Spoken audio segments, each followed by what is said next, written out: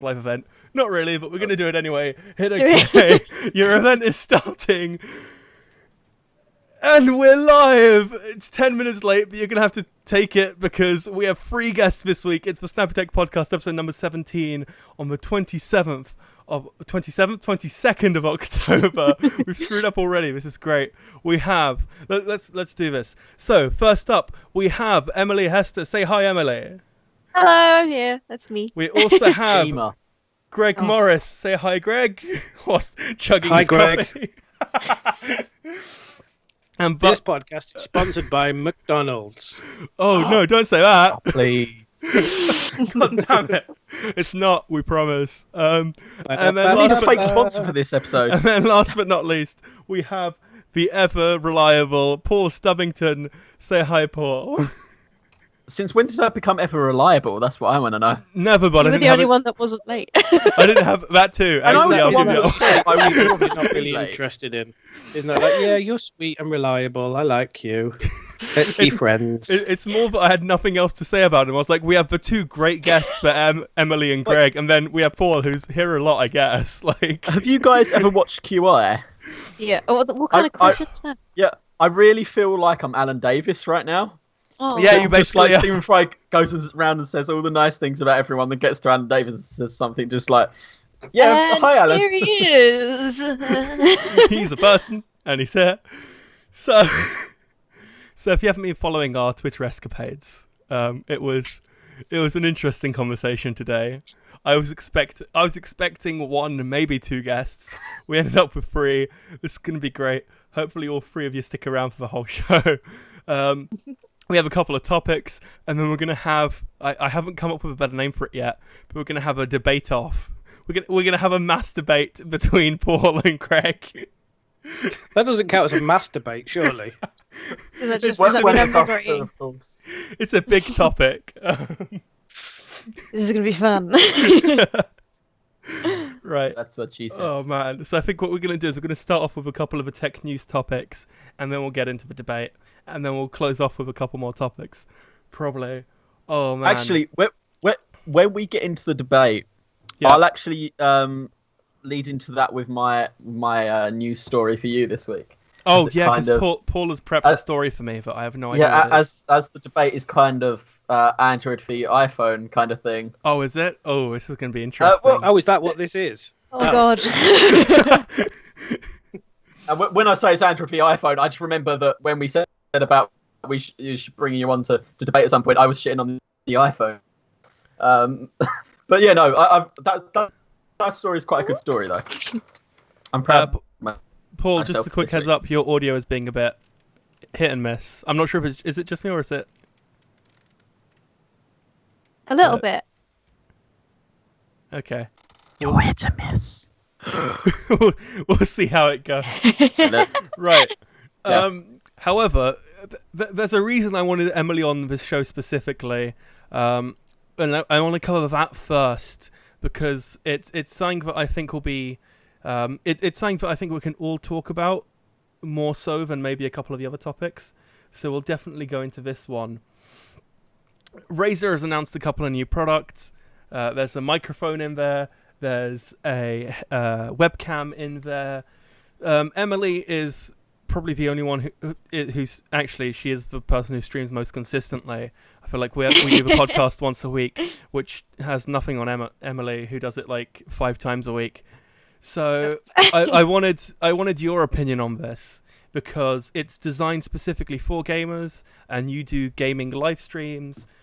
Indeed. So what is your opinion? Razer always has the weirdest names for their products. So I'm going to name this product, and first of all, the test is, can you tell me which one it is? And second of all, can you give me your opinion on it? All right, okay. So Emily, which one is the Razer Kiyo, and what is your opinion on it? I think that's the camera. It is, yes. The Kiyo, I think is how you say it. I'm not sure. Kiyo, whatever it is. I'm quite happy they've released something that's a bit more accessible from their other one. It's quite a good price compared to the other one they had, which was something ridiculous, like 200 and something pounds for it. Yeah. And it shoots in basically the same definition. So I'm quite happy they've released one that's more accessible. I'm also quite glad that it's now more compact because the other one they have is quite a hefty size. It's a big thing. It's not made for people that want to do it on the go, especially how they've used it to advertise their laptop as well. So that's obviously for streamers that are on the go. Don't know who in their right mind would stream on the go, but some people do. And I also really like. Yes, my podcast in Georgia for a few episodes. Yeah, that'd be. I also really like the addition of the ring light because that's really good. And I think being so close to the camera, it's going to make lighting a lot easier for people like me that don't have any space behind their setup to put lighting. So if you have that, it eliminates the need for all this extra lighting around you. And so it's not going to be just used for people that are traveling. It's going to be used for people that don't have any space behind their setup. And I think it's a great idea. It's also a good price for once, because normally I see a lot of comments about Razer, and I own quite a bit of it. And on one part, I agree that a lot of people say it's overpriced plastic. And this is something that's a good price range for what it is. It's not expensive. It's not too cheap. And it looks like a promising product. I think the ring light was a bit that stood out because, outside of that, it's just a webcam, right? It doesn't really... There's nothing significant there. Nothing special about it. It does 1080p at 30 frames a second. It does 720p at 60 frames a second. Relatively standard. However, that light... So just for reference, I have this massive thing that's currently... that completely washes me out the moment I point it at the webcam. That sort of shoots into our roof, which is then sort of... I'm glad you pick that up, George, because until then I wasn't actually convinced that you had a body. I thought you were like yeah, no. I thought you were like from Red Dwarf or something. I wasn't convinced. Either that, or you were using some pretty nifty studio lighting. Yeah, you're just like, what is this black magic What's going on? Because if I was to clip out the bit, so this is the bits of the roof, because this kind of goes down to a point. So these two bits of roof are angled. So if I was to cut these two bits out, it would look like I have no background whatsoever.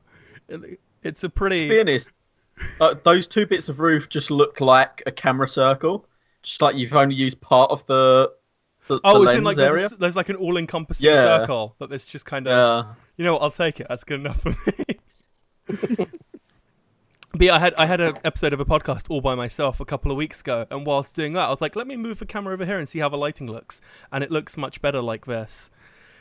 So this is the way I look now, and when I'm wearing a black shirt, I do look completely disembodied. However, if I kind of move up a touch, you can see I'm repping Insanity Radio. Go check them out. They had me on for a couple of episodes. They had Paul on for one as well. We were on the radio show. It was a lot of fun. Go check them out. So yeah, back onto the webcam. The big thing about that is the light. Other than that, it's just a standard webcam. Just a webcam. which is, as you said, a reasonable price. So it costs £99. So does their new microphone. And last time we had Greg on, me and Greg spent a lot of time talking about microphones on that as well. So I thought you were going to say cats looking at the eclipse. Oh, that too. Disappointed. Cats looking at the eclipse. I think that was still the most ridiculous lead-in to an episode we've ever done. Where we just started talking about random eclipse facts. And then we're like, oh yeah, by the way, we're going to talk about tech at some point today. So the microphone, the Razer Siren X, again, designed to be on the go. It has this tabletop design. Yes. What's you're someone in the market for a microphone, I hear. What's Yes, your I am. opinion on that? So originally I was looking. So I've been keeping my eye on their Siren series. So I think this is now the third edition to the Siren series. So you have the Razer Siren X, which is the newest one, the Razer Siren Pro, which is the Pro one, which is not really much different to the Razer Siren itself. The Razer Siren X doesn't actually look that much different to the Razer Siren, bar the price. So the Razer Siren is $144.99. The Razer Siren Pro is $200 and something, and then this one's $99.99. So the price is a big plus. Doesn't look quite as nice as the other ones, though still appears to come with the majority of the same features. Is a bit smaller, and they've definitely made it to be... It looks like what they've done with the Kyo and the Siren X is they've kind of put together a package for people that are starting out with streaming, and they want a standalone mic, and they don't necessarily have the funds to pay for the Pro or the X, the Pro or the normal Siren rather. So now they can get this. The same with the webcam, because I can't. The name of the other one escapes me, but it's a ridiculous price for what it is. Keo. Oh, yeah, no, the other webcam. The other webcam is a ridiculous price for what it is, and I think it's really good that they've made their products a bit more purchasable for people that are trying to get their kit together, get something substantial that they can use. Because the pictures they appear to be using for their advertising, it looks like it's a very sort of standard setup. They've got the Chroma keyboard, one of the smaller ones without the numpad. They've got a very basic mouse there. So it looks like how they're trying to gear this product towards newer streamers or people that don't necessarily have the immediate funds to pay out for that kind of thing, which I think is really good. One thing that's been getting on my nerves, though, because I don't use OBS, and it says it's best compatible with that. So I'm a bit like... Yeah, I think the real answer here is just use OBS. I need to use OBS, yeah. But it looks really good. It looks like it's going to be a good piece of kit. Whether it... That's not... It's just loading up all of the information now. But it doesn't really look that different to the other mics. The other ones are slightly bigger. This one's shockproof like the others. Looks like it can fit a standard mount. It's made for streaming. Has a headphone port, much like the other ones. Mute button, volume thingy. Very much the same as all the others, just a lot cheaper. So I guess it comes with the normal stuff, just lacking in the aesthetics department, really. So it's just your sort of standard, here's a microphone.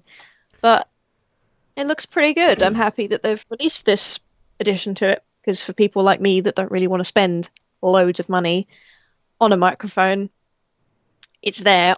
One thing I have noticed though from the image is it looks like, okay, no, yeah, that's just the plugin. I thought, because I was looking at it and I was like, that's a USB cable, and it says it has a headphone jack, and I know that my headset that I've got, which is Razer, is a USB. So I was kind of like, don't tell me you can only use Razer headphones with this, because that's going to knock up the price point a little bit. But I think it's got a normal headphone jack. It does. So yeah, it says 3.5mm audio jack. Yeah. So I'm assuming it's just on the bottom, because I think the USB connector's on the front, the standard USB connector to plug it into the PC. I mean, I'm assuming around the back is where the I guess so, headphone yeah. jack is. So does that mean I can't use my headset with it if it's only got one USB? That's a bit of a... Yeah, I would assume if you wanted to plug your head... no, yeah, it wouldn't work. Well, so that's why... that's why you'd go for the X and not another one. So it looks like I'm probably still going to have to fork out for the one that's more expensive. But, that's fine. What was the more expensive one? What was the price of it? So the Razer Siren is $149.99 and the Pro is $249.99. So if you ask me, it is not worth an extra 50 quid to be able to plug your headphones into the mic rather than the computer. So what you're telling me, Paul, is that you wouldn't spend more for the ability to plug headphones into stuff? Yeah. Very good point. Greg can just shake his... He's realised. So you're telling me if you were told for an extra 50 quid you can plug your headphones into it, that's not if they put a half-eaten piece of fruit on it, and I'll be like, that's what, I think that needs to be the next rumor. I think that's what we. If they call it a dongle, I'm in. So that's the only thing I can see that this one is lacking from the other microphones. But other than that, it's super, super small and portable, apparently. And it's been streamer approved. I don't know who, because no one has it yet. But... Yeah, it's a new brand they're pushing out, right? The idea of streamer approved stuff. Certified stuff. Oh, hang on. Because with Razer, a lot of their products they test with... professional gamers or YouTube gamers, streamers, whatever. And I know actually on the page for both the Siren X and the webcam, Jericho's on there. Testing it. Yeah. There is Luo Sin and Orb. Don't know who they are. I know who Jericho is. But yeah, so that they're the ones that have said sort of been able to say streamer approved. Oh yeah. This, I think, the streamer approved thing is or streamer certified Yeah, is a whatever it bit is. It's just... interesting. It's kind of I can see what they're trying to do. They're trying to be like, okay, people that stream love this, but in reality they don't use it. Yeah. This is the thing. It's like it's approved, but I'm not going to use it because I've got a better one, sort of thing. It's like, I think it'd be great if, for like a month or two down the line, when a bunch of streamers have bought it and they say no, it's crap, they have to remove that from their product pages. Oh God, could you imagine? I luckily with the Razer stuff I've had, I haven't had any issues with it yet. So I'm hoping if I do manage to get my hands on one, which I haven't been able to for the mic for months now because it's been out of stock for God knows how long. So I might be able to get one of these. See, weirdly enough, okay. yeah, weirdly enough, I was actually saying to George about a little accident I had yesterday. And basically, the only product I do tend to buy of Razer's that I can afford, because I would love a Razer blade, is their mice. I used to use an Naga mice, and I bought another one when I had to replace that, because at the time I was playing World of Warcraft. And yesterday I had a slight accident where I spilt loads of tea onto the top of the mice, not just onto the side. So afterwards, while I was trying to use it, I'd be scrolling through a web page, and suddenly my finger would start to get wet, and realizing that's just tea being dragged up from the center of the mouse. Oh God. You basically flooded it. Let's be honest. Like you're really gunning for it. Has it recovered? Oh no. So I don't know. When it stopped working or started screwing around with Windows a bit, I was like, you know what? I need to put this on the radiator, dry it out. Not the best way to do it, I know, but it was really. Did you consider maybe doing that like straight away? I've dropped tea on mice before. Nice. It's not always been an issue straight away. So, but yeah, I still need to test it out. The only thing I would say about most Razer, don't spill tea on mice. Most Razer products, well, nearly all of them actually, are made from this. This is why I begrudge paying so much for the other ones, because they're made from this, like, literally, it's not plastic. I don't quite know what it is, but it's like this weird sort of. It doesn't have the feel of something that you've paid that much money for, if you know what I mean. Like a lot of things, they don't feel. Even my keyboard doesn't really feel like I spent the amount of money on it that I did. So I feel like the mic's a bit more of an appropriate price for what it is than the other stuff. I'd say quite different about my Naga mice. I spent 40 quid on the second one because that was on offer. The first one was about 70, and I thought it was really good quality for it. It's very hard wearing, but it just doesn't.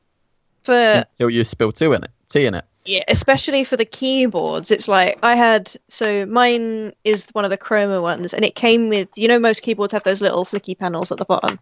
Yeah. So I had mine for this. I've had this for like nearly 2 years now, I think. I mean, it works fine, but a lot of it on the back kind of snapped off. Like the little panels, one of the panels snapped off, and I was like, how much did I spend on you? And you've already broken on me. And it broke within like the first week, and I don't use them anyway. But the one time I did, it broke, and it's like I just paid this much for a keyboard, and it's already broken. So it'll be interesting to see if this is a cheaper version, how well it's gonna stand the test of time.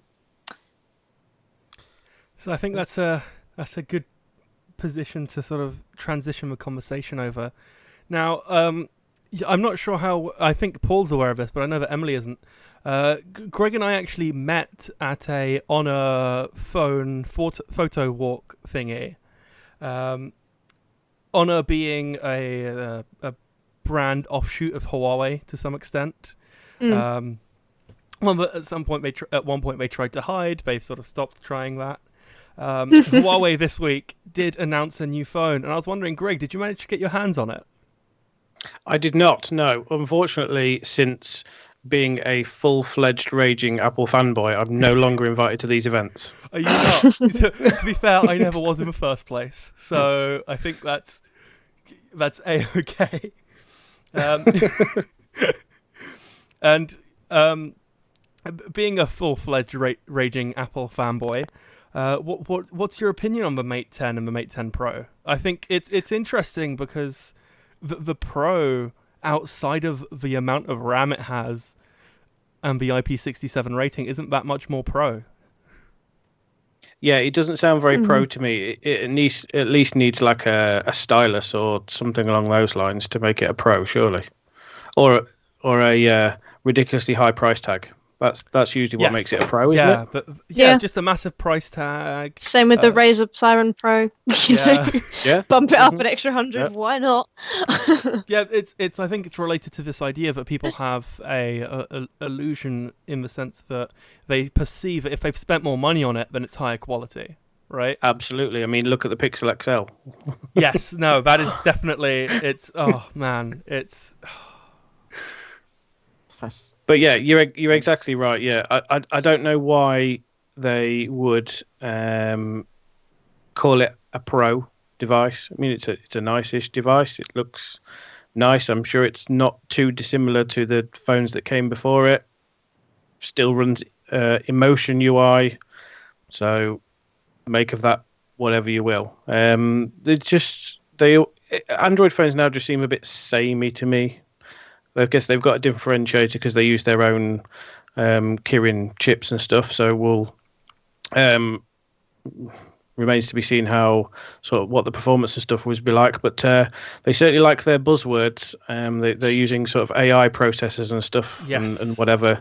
And they just basically screamed "Me too" on stage and took several swipes at the iPhone and Samsung and all sorts of stuff, which is a bit brave from somebody so small, really. They're still yet to start shipping ridiculous amounts of phones over here, although I suppose they're still massive in Asia, aren't they? Asia, they're one of the biggest. Yeah, they've actually outsold Apple in the last 2 quarters globally. Now, part of that is the fact that their phone would have been 6 months old at that point, Apple's flagship phone. But they are very well selling, definitely in China. The thing I find interesting is this Pro, which is supposedly the better device, is more or less the same, but actually has a lower resolution display.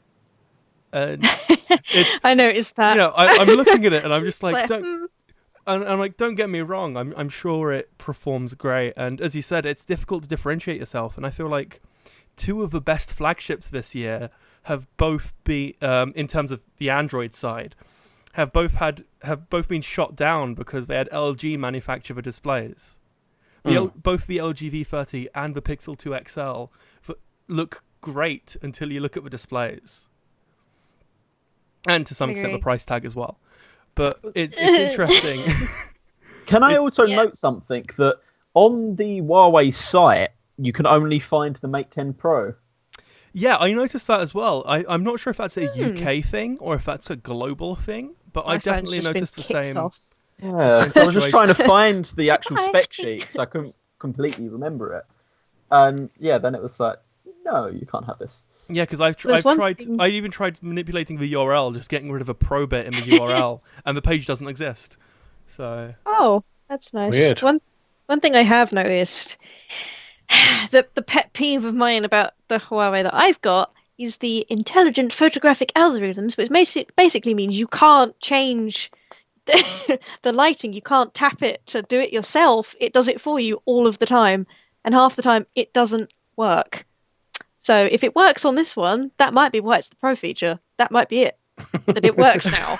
Because whenever I do it, it doesn't work, and I have to stand there forever, like going, "Come on, like lighting," and it just doesn't do it. So maybe that's why it's a Pro. So it specifies what things it works on. Blue sky. That's really worrying, plant, considering they've put in AI-powered bokeh, however you want to pronounce it, effect. So bokeh. Oh dear, bokeh. Bokeh. Is that it? I don't think I've ever heard it said.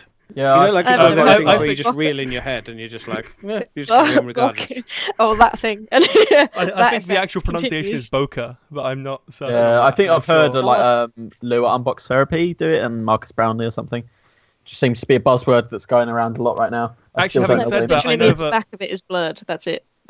Yes. Having said that, I know that when the iPhone 7 was announced, they referred to it as, I think, bokeh, and I just remember the entire Twitter feed like recoiling, like how dare he say that?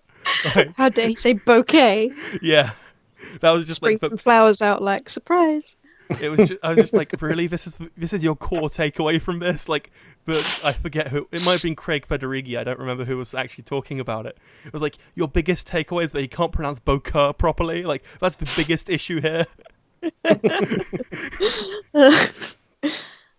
Seemingly professional effect. It's like, okay, if it works, maybe. And they spent a good 20 minutes talking about how they'd made the fingerprint sensor in the right place and just like took constant swipes at Samsung. The camera and the fingerprint sensor just look weird now. They do look a bit weird, and I'm not sure how I feel about that band. It looks like someone's taken, like those really thick plastic bands. Yeah. It looks like someone's just taken that and like wrapped that around. Groundbreaking design is the new bit of metal on the back around the cameras. The one I specifically didn't mention, though, is there's actually a third version you may have noticed. So there's the Huawei Mate 10, there's the Mate 10 Pro, and then there's the Mate 10 Porsche design, which is exactly the same as the Mate 10 Pro. However, it costs £500 more and is designed by Porsche. Yeah. I bet it looks nearly exactly the same. Does it look nearly exactly the same? The band goes up to down instead of left to right. Yeah. Oh, not how the full fancy. length of the phone, but and it's ceramic, I believe. Yeah. But yeah, you get the idea, right? Yeah. Woo. And it's basically no different from the Pro at that point, isn't it? No, apart from that, it's literally exactly the same. Yeah, because But it seems that a lot of phone manufacturers are moving from, and I think Google have really tried to push this last two events, going from a mobile first to AI first. And I think this Huawei's custom chip with their neural processor unit, as they call it, which is a bit much in my opinion, but you know what? They can call it whatever they Do you know want. what it is? It's because a lot of people tend to do this. I noticed this with like so the SpaceX stuff, and we talked about that last time I was on. Yeah. When I was reading through it, you know these articles are aimed at people that just like scroll through because they have so much vocabulary in them that you just look at and you're like, what? Yeah. Why have you said that? But I think it's purely because to like just direct you away. For example, Porsche design. Oh, it's immediately designed by Porsche, looks exactly the same, but you're going to think you're getting something so much better purely because we said Porsche. So it's like they're just throwing it in there. Random thing I want to add in: it's also got 256 gig of memory. A bit of the Porsche design one. Yeah. Memory or storage? I think you mean storage. That's a very big. It's a very big mistake to make. People understand what you mean. If I said RAM, then that would be a big mistake. 256 gig of RAM. Jesus. Yeah. Okay. So I've got 256 gig of RAM in my phone. Oh, that annoyed me when people used to be like, "Oh yeah, I've got all these hundreds of gigs of RAM on my computer." No, you don't. You have 256 gig of storage. However, strictly speaking, you could use it as RAM because you used to be able to plug in a USB stick into Windows 7, I think it was, and speed boost. And it would use, I remember that. It would use the flash storage on the USB stick as like temporary RAM. I think you can still do it with hard drive space. I think you can use it as paging space. Yeah. It just functions as really slow RAM. Yeah, which is basically useless for most things. I mean, full marks for effort, I guess. But yeah, the interesting thing, for me at least, is that whilst going through these stats, the Huawei Mate 10 has the fingerprint scanner on the front, the Pro has it on the back. However, even though the scanner is on the front of the Mate 10, it still has a higher body-to-screen ratio. A lower body-to-screen... Higher or lower? Higher screen-to-body. Higher screen-to-body. Higher screen-to-body ratio. Which I found amusing because the only reason the Huawei one is bigger, the Mate 10 Pro one is bigger, is because they stuck a massive Huawei logo on the bottom of the front. I mean, the one I've got on the bottom of mine is tiny, so I don't know why they've done that. You know, it's not even the logo; it's just Huawei. I don't have the logo anywhere on this phone. Oh, I've got another chip in it. What? I think the split screen feature is more of a worry for you at this point. No, it still does that sometimes. It's really weird. I don't know why it does it. Like I'll just be browsing one day, I'll flick up, and then suddenly it's just put 4 apps on my phone, and I'm like, okay, this is not what I wanted to do. I've also noticed being dust resistant is a massive thing, apparently. So splash, water, and dust resistant. Yes, so IP67, the 6 is the dust resistance, the 7 is the water resistance. They tend to go hand in hand. But yeah, it's interesting how, I think Huawei's approach was pretty similar to Apple's, which was part of the reason we got rid of a headphone jack is so we can make it waterproof. And then Samsung's over there with their Note 8, which has like the S Pen hole as well as the headphone jack, and they're like, yeah, this is actually 68. So I find that quite amusing. But you know what? They can make all the excuses they want. Has no headphone jack, so I'm not going to be getting it regardless. But yeah, if you want to pick up the Mate 10, that will be coming out in later this month for £49 approximately, and the Mate 10 Pro will be in mid-November for about $749. And if Huawei are watching, just because we've been shitting on it, doesn't mean we don't want it for free. Yeah, it doesn't mean we don't want to review it. Like, by the way, mine's cracked. I need a new one. Yeah. Emily was the last person to do a review on this channel, so strictly speaking, she would be the one to send it to. We're currently working on a review that will be coming up. We'll be filming it next Wednesday. I'm highly excited. The phone is currently downstairs. That review is going to be a lot of fun. We're going to be torturing. Greg, I'm not sure if you're aware of this. Conker, who make rugged devices, sent me a phone with the sole purpose being for me to destroy it. That sounds like the best weekend ever. It's on a Wednesday, so it's not quite a weekend. But we're basically doing a day in the life with this phone where everything goes wrong. So it's going to be trucked down some stairs, left in a dishwasher. We're going to play golf with it as the putter, all that jazz. Putter. And the idea being that the phone, hopefully, they're pretty confident it's going to survive. They're a lot more confident than I would be in that situation. I'll start that. The only thing they said about just leave this to last, just in case, was the dishwasher. They wasn't sure whether the heat mixed with the water may cause an issue. That they think it should be fine, but of course, putting a phone in a dishwasher isn't usually something they try. So, understandable. Maybe a washing machine might have been more of a feasible approach to that. No, I can't see a reason. Actually, yes, it would, because leaving the phone in your jeans. Yeah. I would say it's a pretty big phone. Like if you leave that in your jeans, congrats. You would know. Like that's a real achievement. Yeah. I'm used to having bulges in my jeans. I have a really fat wallet, so just gonna glaze over that. All three of you were either sighing or face palming. I think we did all. I think all three of us did both. I'll be honest. That was just so bad. So bad on so many levels.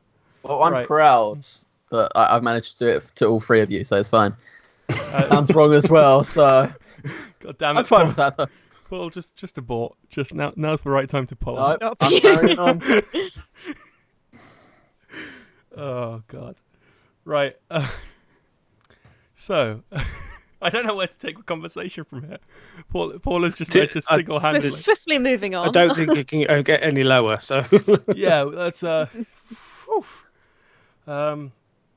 right. So let's do one more piece of news, and then we can get you two to do your debate. I don't even know what to expect from this. I just know that Paul. I don't even know to. We can just moderate. We'll just moderate. Yeah. So the idea is Emily and I will be sitting here making sure you don't get too personal. I think. Just one of you. Just Paul's like, yeah, but the Apple logo looks funny, and I'm like, yeah, no, rein it in.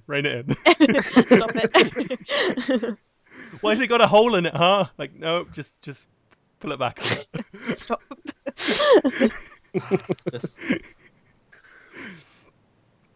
So I'll let. I was gonna say I'll let you free pick, but I feel like if it was just one guest, that would work. With all three of you, I feel like there are 3 topics left, and knowing my luck, all three of you would pick a different topic, right? So Greg, which one do you like the sound of the three remaining topics? I like the sound of talking about the Google Pixel 2.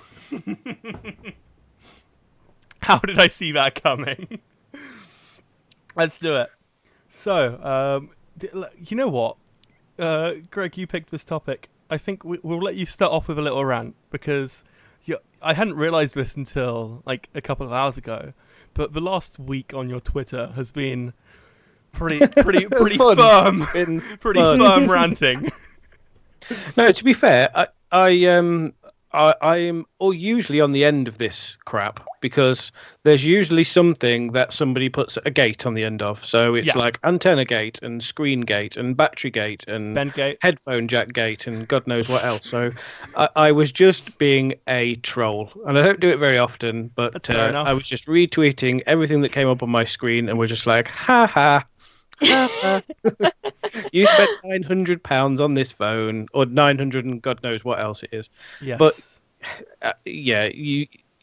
I make a habit of following like a range of people to keep myself grounded, because I actually tweeted the other day that the majority of Apple fanboys that I follow are just complete douches. Right. They're just complete idiots. They just have no idea about anything else that goes on in the world, and they're just so far in the bubble. It's actually ridiculous. And when they tweet about things like this, it just goes to show how just ridiculous they are. They're like a meme of themselves. Do you know what I mean? So yeah, there appears to be, depending on who you speak to, a massive issue with the Pixel XL. Yes.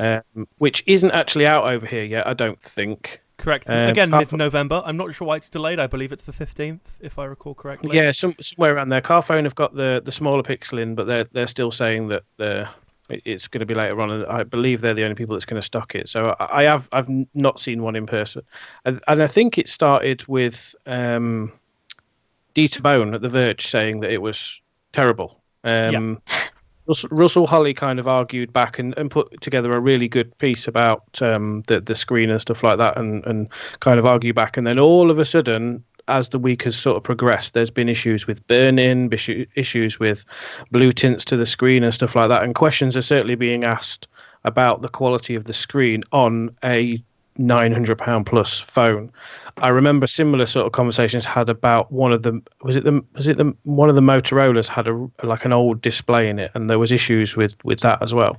So I'm not sure about Motorola, but I do know that the OnePlus 5 had its display in upside down, so there was a jelly effect. Yeah. Well, obviously there was the jelly screen and stuff. So it appears that LG are using either a subpar screen or an old technology screen, or something that just isn't up to spec, and people are rightly just peeved.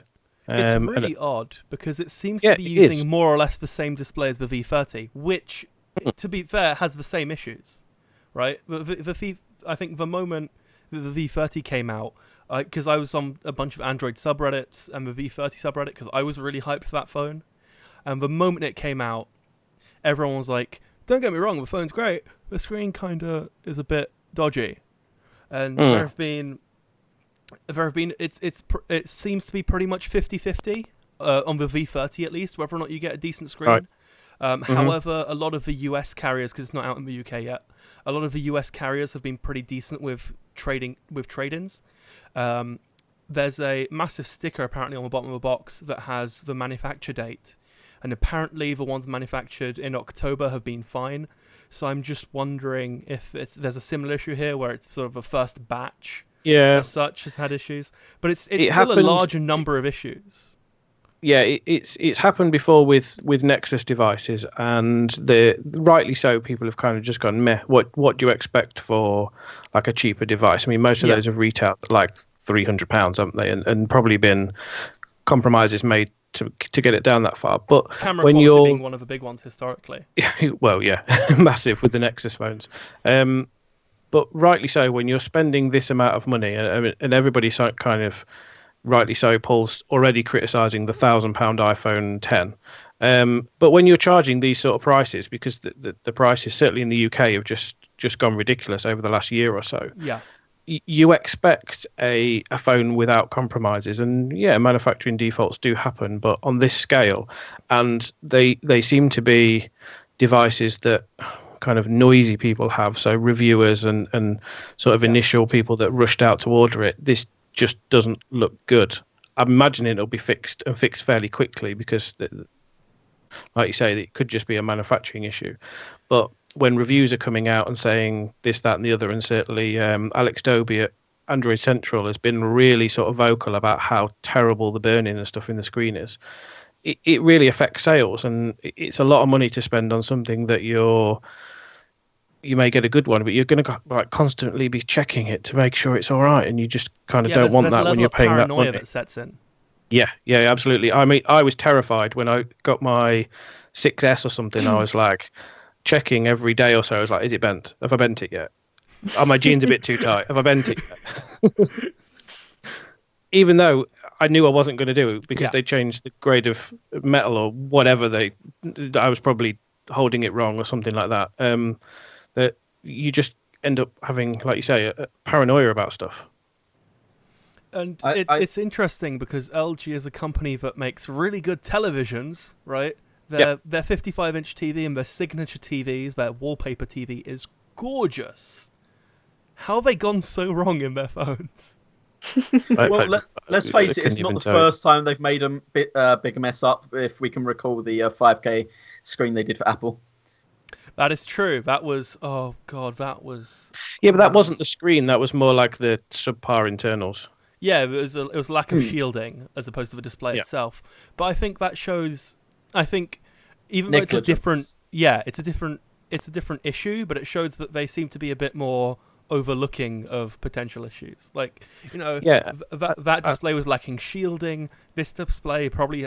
It's it's usually something really simple, but something that they shouldn't have looked over, that they have. Yeah. And it just I think... No, go for it. I think, like with many things, it's the same. On a weird way, it's the same kind of thing with telescopes. This happens a lot when you have companies that make massive telescopes and they're used to making huge lenses and all these things go great, and they try and downscale it, and it doesn't quite translate as well. So it's...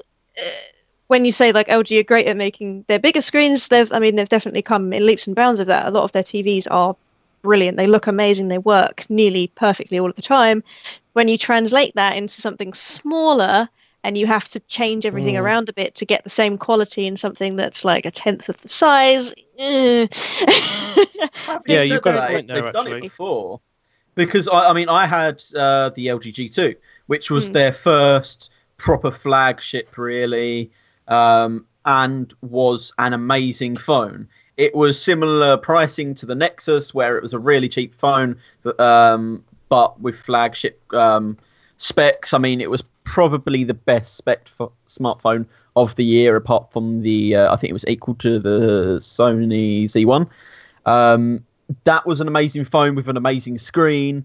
And so was their other a lot of their other G phones. But then they did go and screw up. I think it was the G5 had a bit of a burning issue, if I remember rightly. Yeah, and my Urbane smartwatch has quite a lot of burn-in. I think it's different with smartwatches, though, because I know that mine has a little bit of burn-in, but that's because in my case and in your case as well, it's got that always-on display, right? And in the case of a watch, most of it is more or less stationary.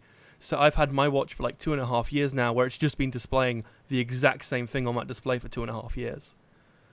Yeah, it was just a notes thing I wanted to add in, but it's certainly they've certainly done great with the screens before. The G2 had a great screen. I think it was like one of the highest PPI screens of that year as well, and it looked phenomenal. But then to go and do something like this. I know with OLED, I think it's meant to have slightly worse burn-in originally, if I remember rightly. I think so. It doesn't as much now. Yeah, but no one should be having burn-in issues now. We're past the days where LEDs were notorious for burn-in. We shouldn't have to worry about it anymore. And there are ways around it as well. Yeah, right? Which ghosting is slightly annoying, but it's not permanent. Yeah. But then actual physical burn-in that's permanently there. No excuse for that, really. I think, like I say, it could be a combination of things. But what I'm thinking is because where predominantly their market is in bigger things, we can say like predominantly that's what they do. They do bigger things. So it happens all the time when you do it. They may have had some great ones in the past, but like with everything, when you're trying something newer or something that you're not used to, issues come with that. And it might just be in the fact that they're still trialing and erroring things, and this is probably not the best way to do it.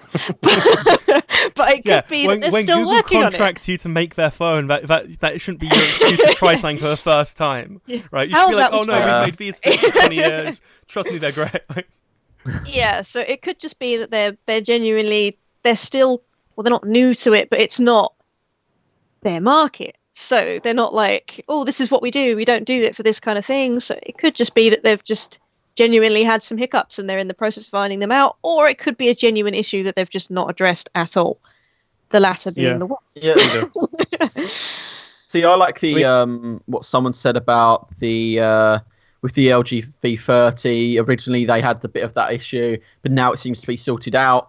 It's all right for a company like LG. They don't get quite as much coverage as Pixel. Pixel gets as much coverage, or nearly as much coverage as, say, a Samsung phone or an iPhone or whatever. So if they make a mistake with one of their phones, or someone makes a mistake with one of their phones, then people are going to know about it, and that is going to stick.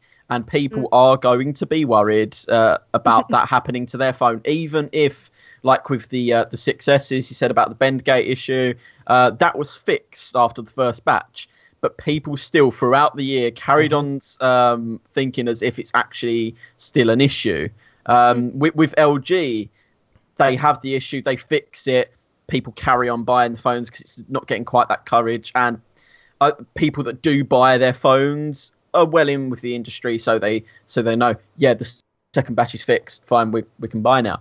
Pixel doesn't quite have that fortunateness. I think that's something why usually when like companies Samsung or Apple come out with their flagship phone for the year, they usually can't get something wrong. They can do something that pisses people off. Minor issues, yeah. Yeah, like with the removal of the headphone jack or something like that. They can do something that pisses people off a bit, but they get used to. Them, but they still support it anyway. Yeah, they can't actually have a proper hardware issue that can't be updated without replacing the phone. Yeah.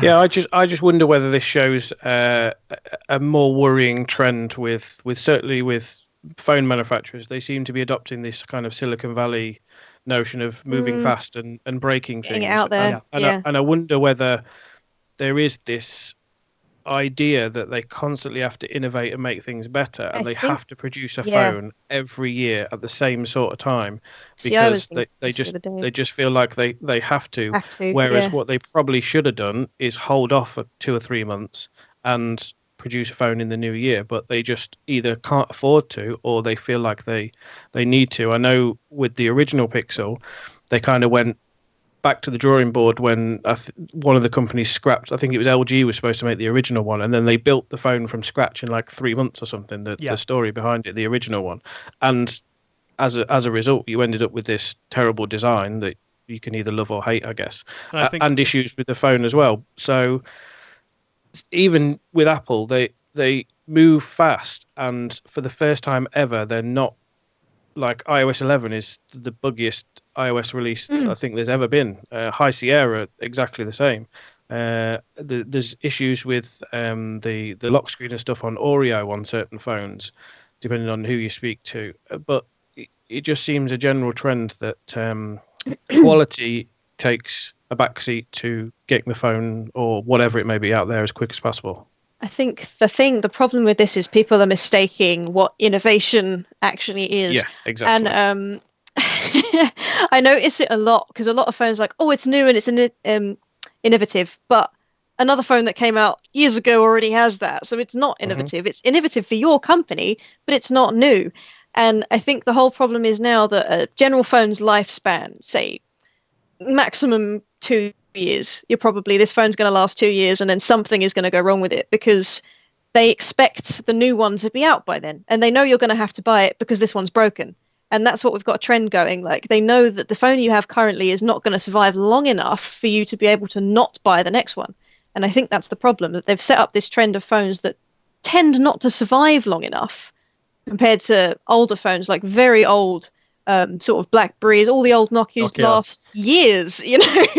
But I've had phones that last their 2-year contract, and I will do nothing wrong to them, but they stop working. And then I have to buy a new one, and they have to release a new one to keep me buying.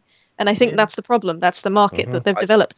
I think that the term planned obsolescence is a big buzzword really these days. Even when it's not just sometimes it's not completely planned exactly or obviously, but between the fact contracts are 2 years, and once your contract's up, you want to get a new phone anyway. It's just how things work these days, and just with how far forward we get with like new features and the speed of the phones, and just how much they slow down naturally. We want a new phone every 2 years. It's new features, but half of them aren't now. Especially on the iPhone, yeah. They're 2 years behind Android. Can you hold off for that for like 2 more minutes? Yeah. I have a question I want to address I want to ask everyone here. Do you think that, because I think in my opinion what tends to happen a lot is the closer you get to the end of a contract, the more you start complaining about things that you initially looked over. Yes. Right? So if you just bought this, I've got such a good example. Don't get me wrong, to some extent, right, it might slow down, things might break, whatever. But to another extent, you know, you get close to the end of a contract and you know that in 3 months' time you will most likely be getting a new phone anyway. Do you think people start nitpicking a lot more than they used to? Yes. My Windows phone, for example. Oh, that joy. I am so sorry. So I got my Windows phone and I was like, hey guys, I've got a Windows phone. Look at how great this thing is. It was like one of the first ones that came out. My God, I didn't realize it was awful until like the last month of my contract. And so the first thing that struck me when I first got the phone, I noticed that the market it had was shite.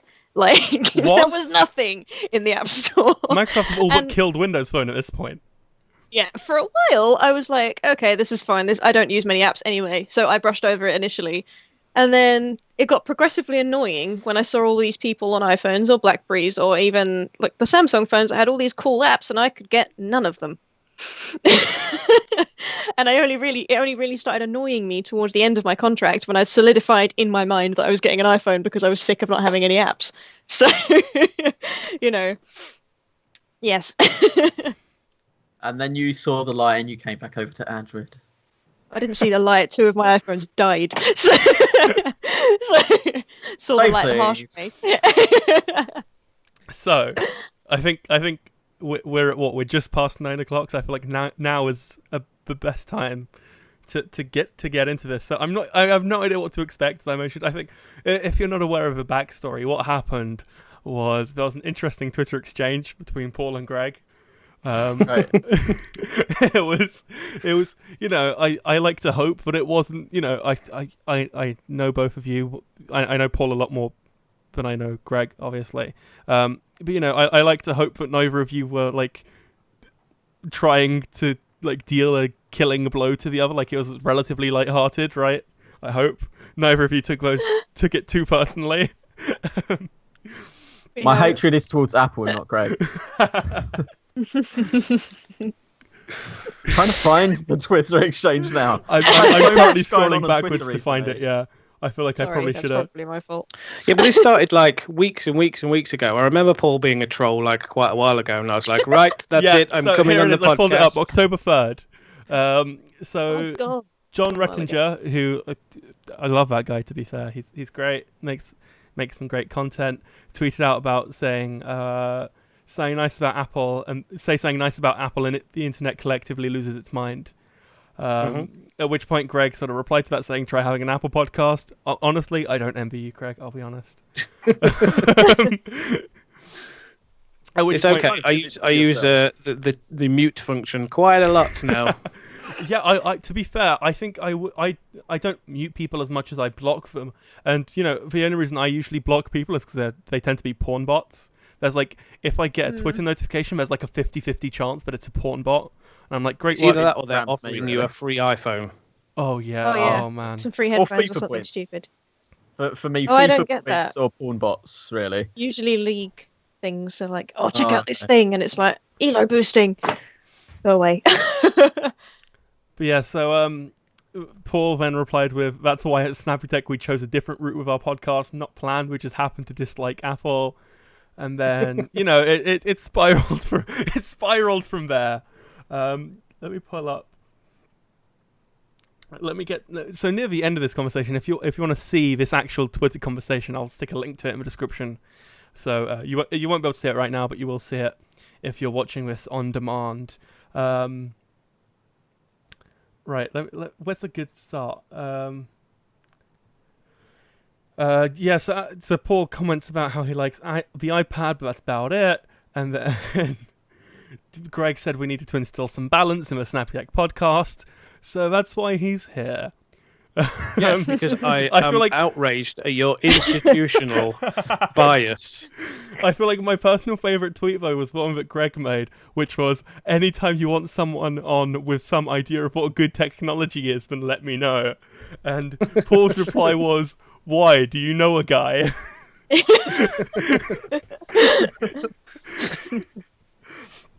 So I'm not sure where this is going. That's like the Twitter equivalent of "that's what she said." Basically. I know, right? So I'm not quite sure where this is going to go from here. But I'm going to give Greg the show floor. And I don't think we have a show floor, do we? What exactly are you expecting me to say? I have no idea. I feel like we should... Actually, no, I know what we're going to do. For the sake of the YouTube clicks, we're going to make this a diss track battle. We have to come up with your best diss track. Oh, God. No. Somebody asked me to do one of those on the stream the other day, and I was like, are you mad? No.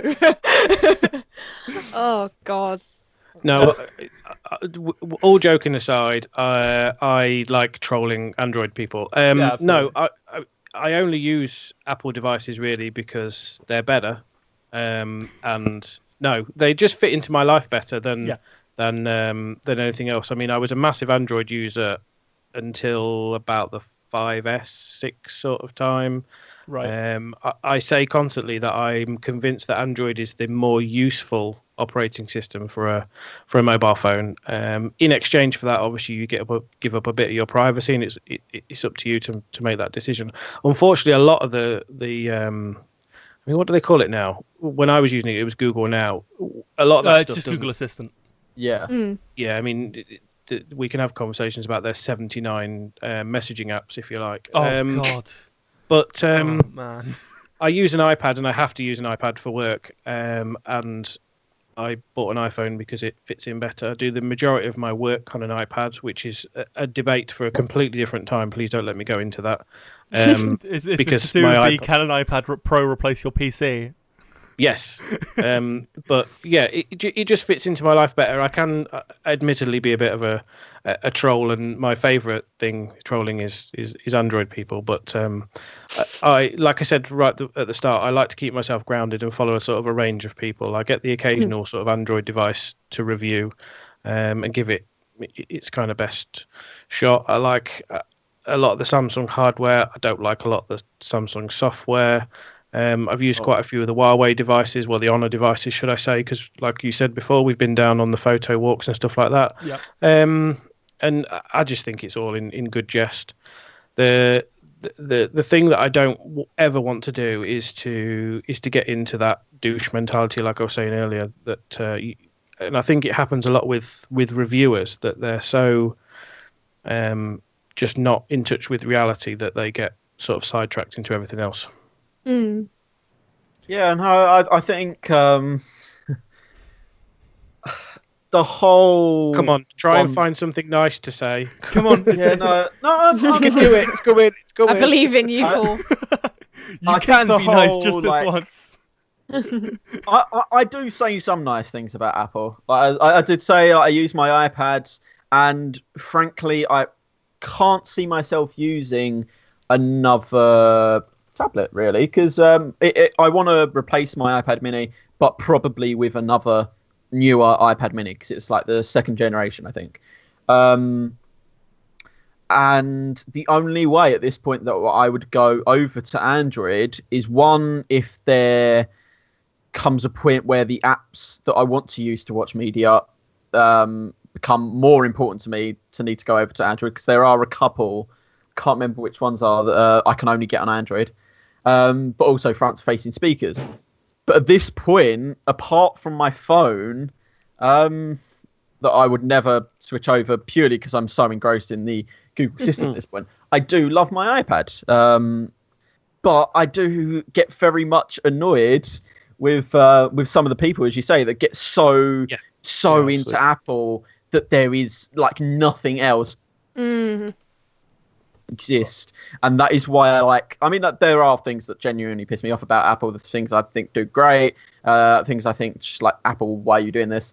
But it is so great to just be like, yeah, guys, so that wireless charging that's so innovative, we had that several years ago. Yeah, exactly. I remember using it on the Nexus 4, for God's sake. It just leads us back to that whole thing of it's not actually innovative, it's just innovative for you. Yeah, exactly, yeah. So, you know. I know, and that's the thing that actually annoys me about Apple, because I don't know, did you watch the stream, the launch event? Mm-hmm. Where, of course, they had half of the audience was Even their George employees. That was a stupid question. I was going to say, it was partially that, and then it was partially also me thinking back to the stream, because we had our own live stream for the stream as well, and we were just like, it was just hilarious, right? Because obviously, and it's just gone beyond a joke now. I mean, some of the things that they come out with is just crazy, and I'm never convinced whether they actually believe that or it's just for PR or investors or what. It's just bizarre. It's just so over the top. Yeah. See, I find their PR people just so presuming it is just PR and just good marketing and all that. I find them rather annoying because half the time they are frankly just bullshitting us, because they're saying this is so innovative, this is like so much better. Oh, no. And when they don't say it, it's like finally you've agreed that no, it's not, or you finally found something and realize it's not that great compared.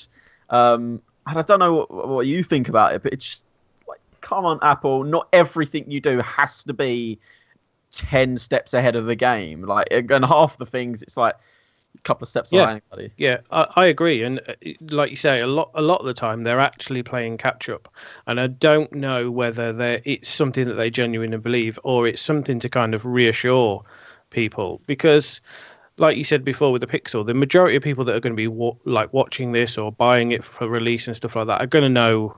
They're going to be tech people, aren't they? They're going to be nerds. They're going to know that this technology has been out for quite a while. The good thing, I guess, about Apple is the install base and stuff. Certainly, going back to the wireless charging thing, what you're going to see now is you're going to see wireless charging everywhere. And that's a bonus to everybody, really, isn't it? And what we really want is 4 or 5 really good brands pushing each other. That's what we really want. Like what I've always noticed with iPhone is, as much as like you say, they're sometimes a couple of steps behind, but they are very much a fashion phone. Like if iPhone has done it, then everyone wants to do it. Everyone wants that. I mean, like you say with the wireless charging, once Apple have it, it's going to be everywhere. So same with Apple Pay. Once one place did it, everywhere suddenly has Apple Pay. You know, it's just people want to follow that trend because a lot of social influencers, a lot of big people have iPhones, and we live in this sort of market where you see someone you like, you see someone you admire, they have an iPhone, you want to get an iPhone, you get an iPhone. There's just this whole thing of it's a trend. So it may not be the best phone, but I think it's one of the best influential phones in a sense that it causes a lot of things to happen. There's like a chain that they have because it might already be in one phone, but they don't have the same sort of social backing that Apple has. Yeah, absolutely. I think some of that is because it's so simple either, because you're not you if you go and buy an iPhone, you just buy an iPhone. You're not buying the Samsung J5 LTE whatever. Buying the next iPhone. I'm not sure if you meant to say the actual name of an Android model, of a Samsung model, but the J5 is an actual phone they do. I think I obviously subliminally picked that up amongst the sea of everything. And what I found when I did use an Android phone is there was constantly something else coming out, like a month or so after you buy a phone, and then you're like, oh, wow, that's got a better screen. I'm going to buy that one, and then I'm going to buy this one. And you get this massive market, which is good for the user because there's a phone at every price point. But there's not enough people with that one phone to push things forward. So you do get it with the Galaxy to some extent because you see a lot of them all over the place. And certainly when I worked in retail, you'd get people that were coming in and would just go, I want the next Galaxy phone. They weren't bothered whether it run Android or whatever like that. I think for a lot of people, though, Samsung and the Galaxy phones are synonymous with Android, right? If you were to say, do you want a Galaxy phone or an Android phone, they'd think those are two distinctly different things. I think a lot of people with phones like that with every company you have that one thing that you're known for, in a sense. So, oops. And that's why her phone is so cracked. I was like, if you're listening to Huawei, we need a new phone. No, it's because I took the case off and it slipped out my hands. So you have this one thing that every company's sort of known for. And I think when I think of Android, I do tend to think of the Galaxy phones. Same, I think of Samsung, I think of the Galaxy phones. I don't necessarily think of the J5, like you say. That's not the first thing that pops into my head. I think of Apple, I think of the iPhone. So it's just that thing that people associate with, because it's also advertised a lot. There's like a lot of things that walk hand in hand with which phones do better, because the amount of advertising I've seen for the goddamn S8 compared to other phones, like it's making me want to buy one just so I stop looking at the advert and don't have one. So that's what it is. It's like you see so much of it everywhere that you can't help but relate the two. And it's very clever, but it's also really annoying, because then it brings us back to the fact that you're in a 2-year contract, and by the time you get one, there's a new one out. So I think there's certainly a case of if you say the two things together enough, then it becomes the one in the same. I think, like, 'cause in this country we call vacuums Hoovers. Hoover is the brand. Like there's a bunch of things like this that we actually refer to something as the brand. Jacuzzis are the same. It's a hot tub. Jacuzzi are the brand. And so it's became very much a case of that when you say Android, you think Samsung. And it is a bit... I've got to say, as an Android user, it is slightly frustrating. You can't do that with that. I mean, if you say Apple, people think iPhone, generally. Or maybe MacBook. Maybe. But that's not too much of an issue. Like, you're still thinking about something from the same brand. Whereas, I mean, if I were to start listing Android phone makers off the top of my head, it's like Samsung, HTC, Huawei, of course, Honor, of course, Google themselves, LG. I could go on for like half hour. Xiaomi. Fuji. all the Chinese companies. What it is, I think, is because Android is such like it's a blanket term in a sense, in that way that, like, it's an Android phone, you know, and you've got thousands of them all in this sort of blanket Android. It's kind of similar to Linux, because it's a platform, not an actual thing. It's like if somebody says to you, so we'll ignore the Google phone exists for a moment, but you say Google to someone and it's like, oh, the search engine. But you forget it's got all of this other stuff. They have GOX, they have docs, they have all this other stuff. But it's because it's more of a platform than it is a thing. So with Apple, it's a bit different because it's a thing. You know? You say Apple and you have a set amount of products that they do because it's their own operating system. It's their own, like, it's theirs. You think Android and you've got billions of phones that use this one thing. And it certainly does bring a support issue around, because, like Greg said, like, he's within that universe now, so most of the things he uses is Apple, and it is all supported. It's not difficult to design an app to work on, like, 4 or 5 different devices. Yeah, because you just maybe alter how the screens work. Yeah. And that's about it. And it's not a big deal. With Android, Windows, whatever other system, it's working on so many different things. MacBook stuff has only got to work on a 13.3 inch size, a 12-inch size, 15.6, and of course the Mac stuff. Whereas Windows users, just on my desk alone, I've got a 21.5 and a 27-inch wall. I've got a TV that I could use at 37 inches. There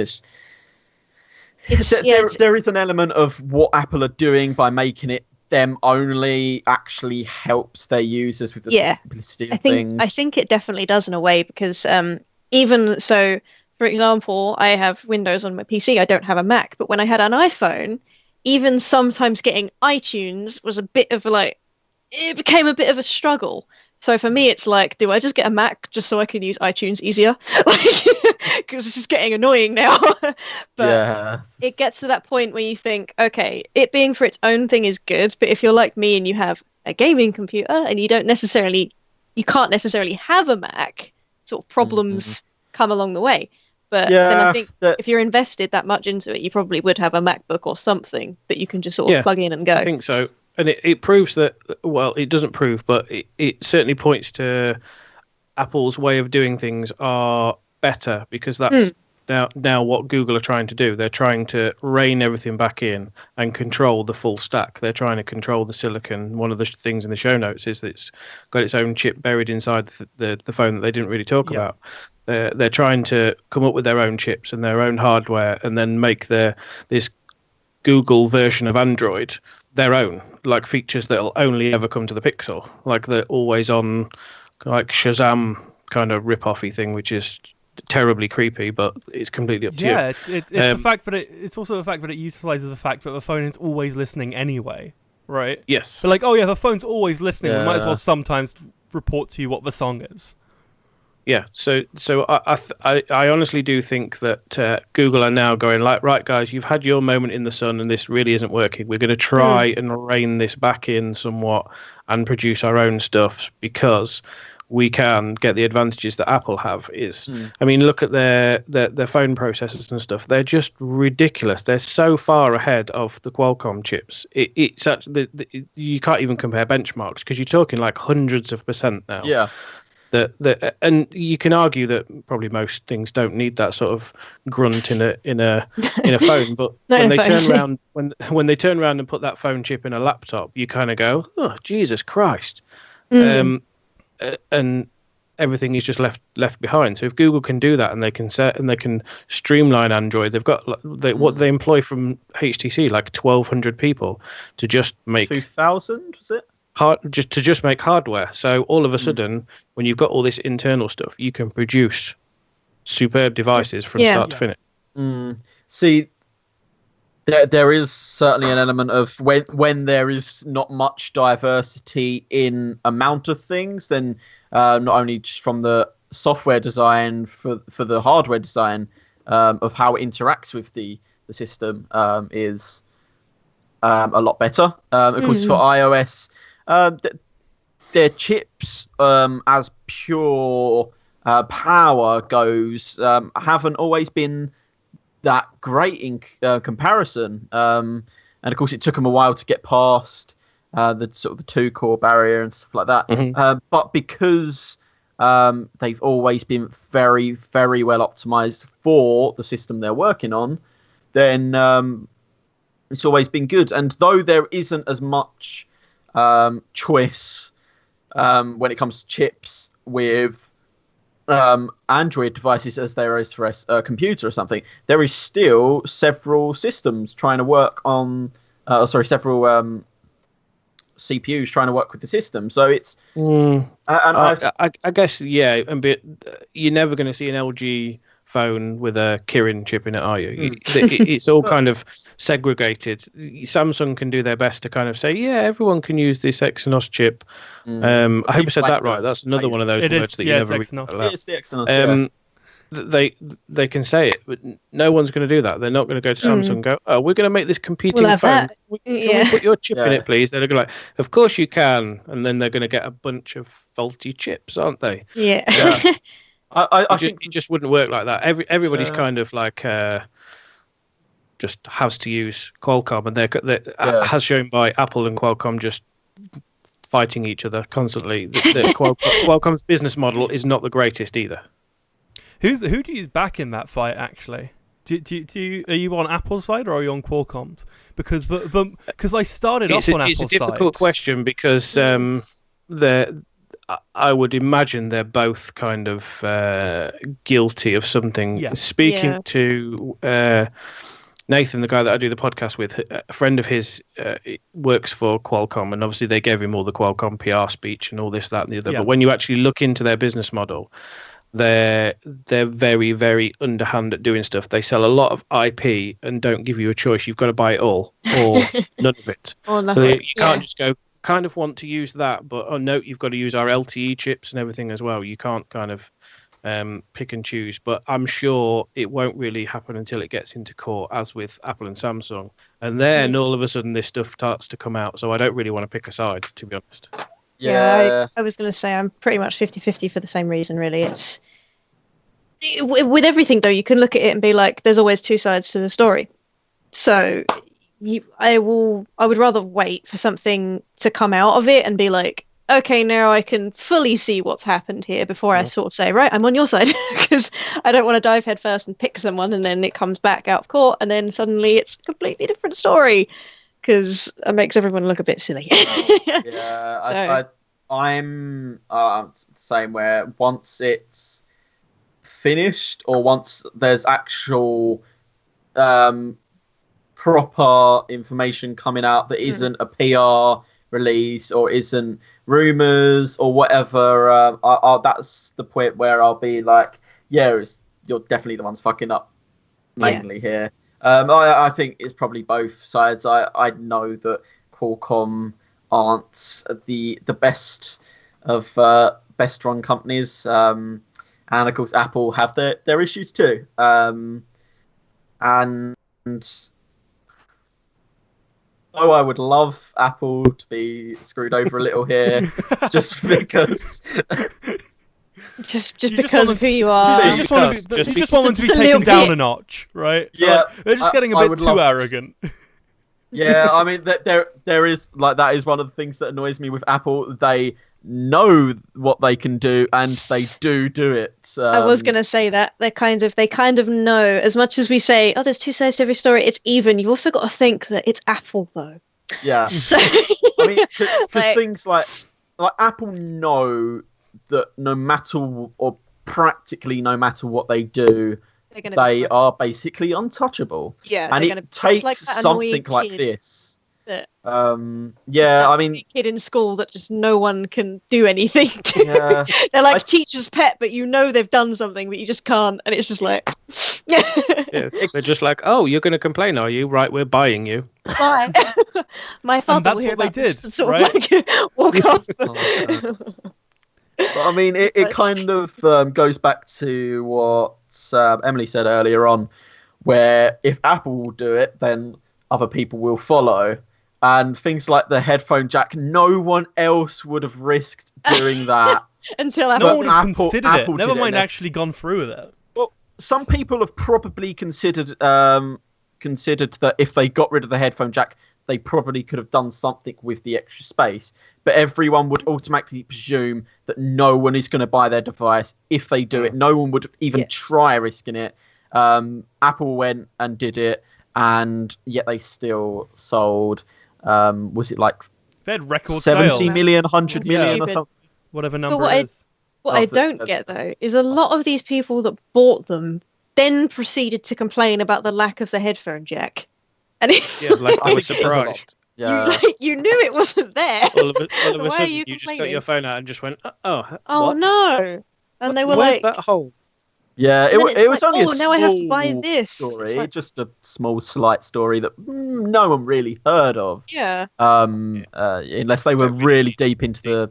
Oh god, yeah. And of course there was this whole thing of everyone's like, oh, now I have to buy an adapter, and I was like, what do you think you were going to do? Because everyone can afford X amount of other things. It's of course they're going to make you get something else for it. They're not going to just abandon your wired headphones, you peasant. You're going to have to buy something else to get them to work. Jesus.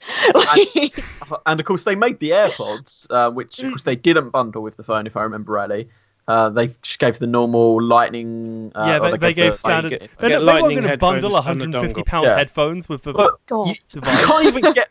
Like, I don't know what it's like now, but I know for ages no one could get a hold of the AirPods because there just wasn't enough of them. No, they were just ridiculously popular, and reviews are just basically universal. Like, yeah, they're great. I'm yet to. I'm quite surprised. I'm yet to hear someone that's lost like one of them. One's just like fallen out and. Yeah, has only lost one. I haven't seen anyone that's just lost like the left headphone. I had that, but not with the AirPods. I had them with a pair of Syllable. So this company called Syllable sent me headphones to review. They were again they'd been released like a year before the AirPods, but they sent them to me around the time the AirPods were becoming a big thing. Weirdly, do you? Oh yeah, I recognise the case. That's the exact one. Yeah. So what? They are terrible. They are. Yeah, they're atrocious. But look. Try putting that in your ear. For those people on the audio only thing. Look, it's like some kind of torture device. But yeah, so what happened? That's just having to use Apple. I'm really not going to say what it looks like. But basically, what happened was one of them, they didn't even fall out of my ear. I had them in my pocket, and one fell out of my pocket as I was crossing a road. And as it was like something out of a TV show, because like it fell out of my pocket as I was crossing the road. I finished crossing the road, looked back, saw my headphone there, and a car drove right over it. Oh no! It's like I remember the Snapchat story. And I was just like, and yeah, I made a massive deal out of it on my Snapchat because I found it hilarious. Can you buy single ones? Like you can't. No, you couldn't have those. A headphone. You can have AirPods. To be fair, the price of them, you can probably just buy a new pair. They weren't expensive. No, they're like 40, 50 quid. Oh, okay, yeah, you can just buy a new pair. But like with the Apple ones, can you buy just? You can buy single AirPods for £80, I believe. Okay, I'll just buy a new set. For the price, just not even half. Just buy a new. Then you can lose another one, and it won't matter. Just buy a new set. Yeah. And when I say it won't matter, as long as you don't lose the same side again. Can you imagine? Yeah. Losing free right AirPods. Like, damn it. You're like, I just have this collection of left AirPods. Well, then if anyone else loses one, you've got a left one. So. Okay, I'll trade you one left, one right. Come on. That's what you need. You need a friend who loses the opposite one. Haven't seen it happen yet, though, so can't be an issue. Tomorrow, again, you're going to massive get issue on Twitter, everyone. not so much a massive issue in real life. Yeah. That's good. I'm glad it hasn't happened to anyone. So can we just agree to disagree, Paul? Is that all right? Do we declare this a draw? Well, I've said good things about iOS, so yeah. Greg said good things about Android. I think we're. He said he used to use it, but would you ever go back to Android? That's my question. Yeah, of course I would. Yeah. What would it take to get you back onto Android? Need to speak to Huawei about this tomorrow. It would have to be something pretty dramatic. I mean, if for whatever reason new. they did something that like really restricted the usability of it. As time goes on, it's more and more difficult to do it. The cost of switching is now ridiculous. Especially when you really. Yeah, I mean, switching my phone wouldn't be a massive deal. If I wanted to just buy a Samsung phone, it wouldn't be a huge deal. There isn't really an Android tablet market. There's nothing out there that I could replace it. I would have to look at possibly buying a Surface to replace a tablet and a laptop, possibly. It's not an impossible thing to change. The quality, the apps and stuff that I use now, I use a lot of like Markdown editing, writing apps, workflow, working copy for GitLab and all that sort of stuff just aren't available on Android.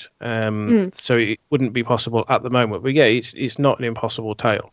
Like I say, I'm convinced that Android is probably the more useful OS. There's more ways to get things done, and there's the benefit of customization options there.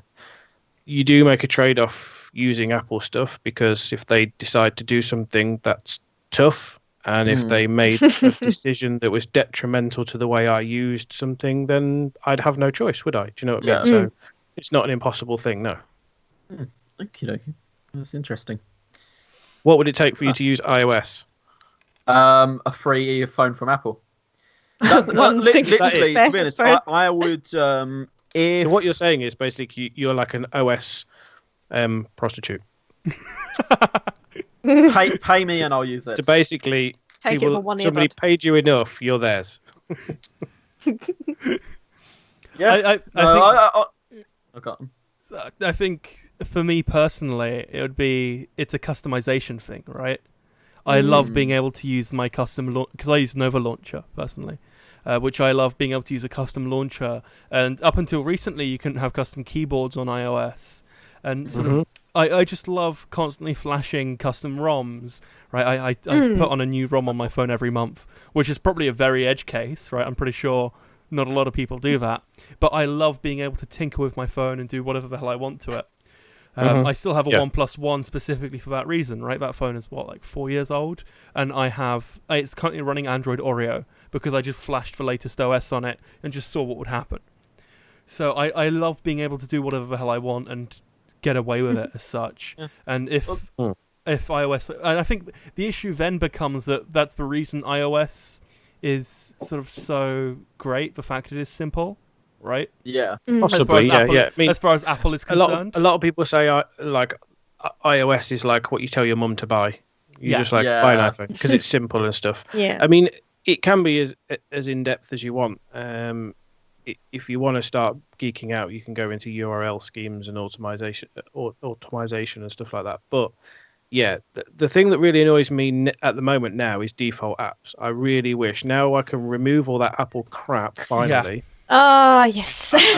I really wish they would bring in a way to set default apps. That's the probably the only thing that really, really frustrates me. Yes, there is ways around it, but what's the first thing you'd set as a default app? What's the first thing you'd change? Tweet bot to get rid of Twitter. It's not a massive issue, but if you try and open, like if someone posts a link to a tweet on thingy, it tries to open in Twitter. I think email apps as well. The iOS email app is just atrocious. I think the thing that would take me to swap back purely, I think my main issue with it is at the moment is the price point of some of the phones, because I've not been fortunate enough to have sort of the latest iPhone. I was using the SE for ages, and then before that I had the 5C. So I've been in a way really been sort of bargain hunting on these. Yeah, so I've had. The 5C wasn't that old when you had it. I think. The 5C was good. I had the SE, but the 5C died. Yeah. So I think, in a way where I'm sitting, I've come from it from sort of, if you don't have the best one, you get outmoded pretty quickly. So I think for me, it would take maybe the price point not to be lower, but for me to be a bit more able to beneficial. But I think I didn't want to pay that much money for a phone that didn't have a headphone jack. So, so I didn't want to have to shell out 4 headphones as well. I was like, okay, I can't afford that. So it's more necessarily if they had more reasonably priced items, not just their phones, just more reasonably priced things, I probably would. But some of it just has a astronomical price for. Yeah. If I know I can get a phone that's got the same thing for a lower price. Yeah. Well, that is my biggest issue with switching. Frankly, if you gave me an unlimited budget, then there would be less of an issue with it. But I'm not going to have that anytime soon. Unless I win the lottery, then money's always going to be a fault. I've been really lucky that this time I could have the S8 Plus and a price that I really shouldn't be affording S8 Plus for. And I just couldn't get an iPhone for anywhere near. No. If you said to me next time I upgrade, if you said all of these phones are like £600-700, you have £600-700 to buy any one you want. If iPhone has all of the features that I want to use, because they've now got wireless charging, they'll probably keep that with the next one. Now I've got it, I would kind of be lost without it. Things like waterproofing, of course, how it performs, camera quality, and all that. If they were all actually about their or the best, then I would consider switching. But for me, it would be quite hard because though I'm not using things like Google Hello or Hangouts or whatever like that, I am using, of course, Google Assistant a lot. I do like that. I use Google Docs, Google Email, their Messenger, their contacts, and a lot of this stuff you can get on iOS, but just not with quite the integration. And that, like, of course, Siri is the main assistant, and that's the one you're going to get full control over your phone really with if you're on iOS. So, I mean, that's just for me. I mean, the price is really the biggest one. Yeah. I'd say. For me, it's purely. I mean, I had very few problems with the iPhones I did have, although that they were the bargain ones. So I was never going to get like the best out of it because I've had to have not cheap phones, but the cheaper versions. So I think if I was going to go back, I would like to see in the future for Apple, because I don't see why they couldn't do it. I mean, they earn. So I don't see why they couldn't make a slightly better version of either the SE or the 5C. If they had one that was more on par with their newer phones, but at a slightly lower price point, that would be great. Give it a month and their SE will basically be the iPhone 8. Because the SE, I felt like it was so subpar compared to the phone that came alongside with it. I can't remember. 6S? It might have been the 6 or 7 or something that came out with it. So it's like, it was definitely before that. It was definitely a 6, I think. And it was like, it felt so subpar compared to the 6. Because it looked like the very first iPhone and it felt like the very first iPhone. Yeah, but the only difference was it had the new iOS and it wasn't outmoded. Literally, March 21st, 2016 was unveiled. Okay, so yeah, that would be alongside the 6S. Mm. Yeah. So I think it's a shame that they haven't made one that's doesn't feel as subpar, especially when, like, again, I say it's a fashion phone and you walk in with a 5C and you're standing there with your little plastic iPhone, like, yay, and everyone else has got the new one. You're like, okay, never mind. I'm just not going to take this out of my pocket, sort of thing, you know. I think the big thing about the whole fashion brand, and the thing that really solidified it for me, was when the original Apple Watch came out. And, you know, that thing started off at like £400 or whatever the price was. And I looked at it and I was like, that is a ridiculous amount of money for a watch. But I know a lot of females who justified it as not being a piece of tech, but it being a fashion item. It's a fashion item. Because they said, I'd never spend £400 on a smartwatch, but I would spend £400 on a piece of jewellery. And it's basically the same thing. But right? It's not, though. It's not, no, but it has the same social status around it, right? It is definitely a social status thing. It's like back in the day, having an LG cookie was like... Oh my god, the LG cookie. that was ever. Or like the Razer flip phone, you had to have the Motorola Razer flip, and you had to.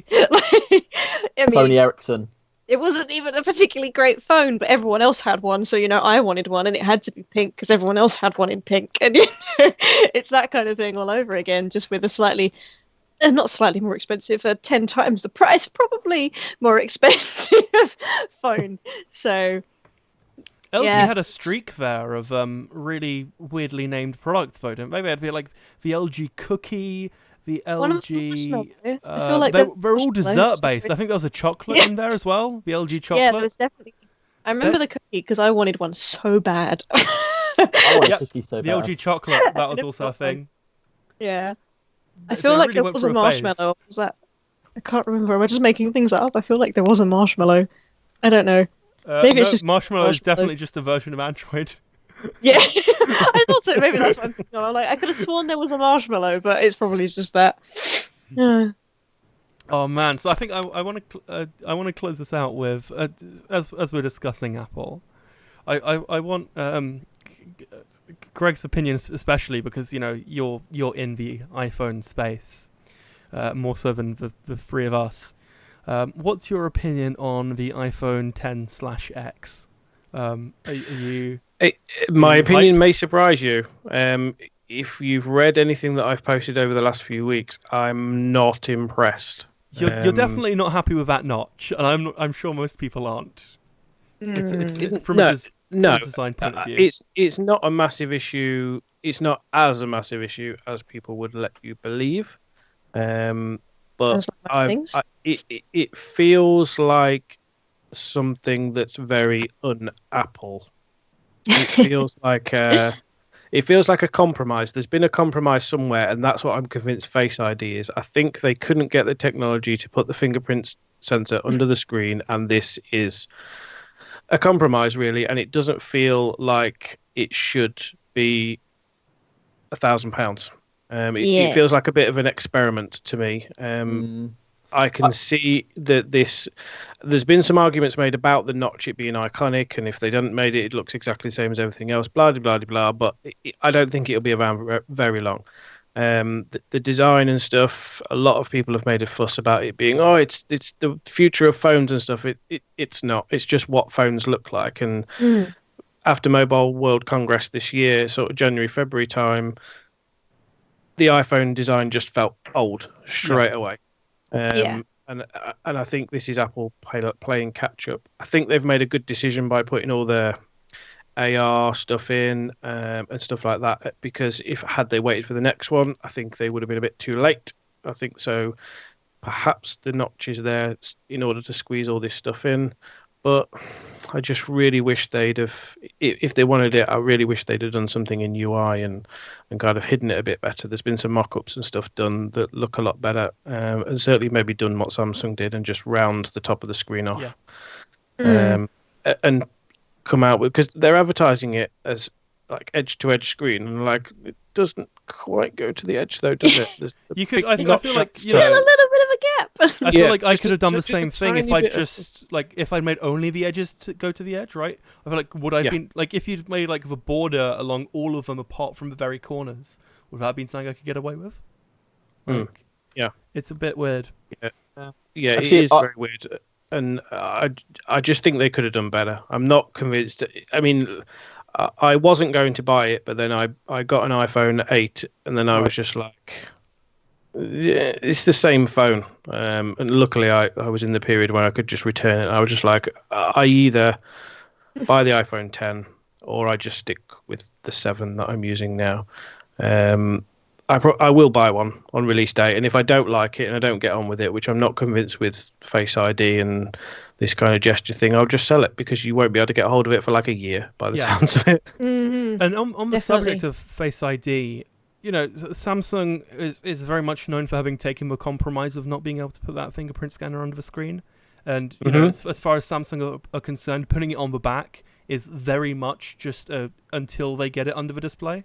Yeah, very much so. And I wish that they, I think maybe to their fault, and probably a lot of the criticisms that you guys have had, they're too proud to do it. And I really wish they'd done.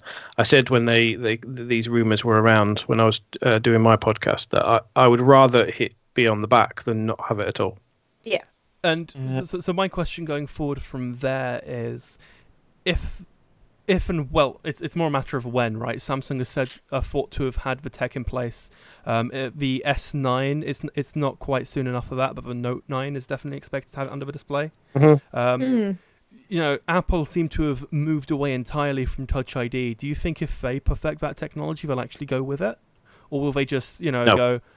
That's exactly what I think. Right? It's very un-Apple-like for them to admit that they've made a wrong move and kind of They have done things in the past where they, certainly with the Mac Pro and stuff, where they've got people together and just gone, look, we maybe just took the wrong route. We're going to improve things, but I think there is literally zero chance of them going, one, it's got Touch ID, it's back. This future of unlocking your phone is maybe not what we. I think my issue with the whole Face ID thing is it seems very hit and miss, but then again, it's the case of a lot of things that I feel like it just wouldn't work all the time. You know, because impossible to say. Yeah, I certainly get that improvement, but I'm trying to not let my horrible experiences with Samsung Face Unlock, and it was in Android for a bit. Iris Unlock. It still is in Android. You can still get it. Yeah, and it's like, I feel like it's I mean, don't get me wrong. If they can perfect it, I imagine it would work great. Like if it's perfect, it would work brilliantly. But as the same thing when the fingerprint scanning came out, even when that came out for the first time, and it's just a fingerprint, even that didn't work all of the time. And if that's your means of unlocking your phone, or that's the way you prefer to do it, sometimes you could be standing there forever, like, come on, tapping it and trying to get it to work.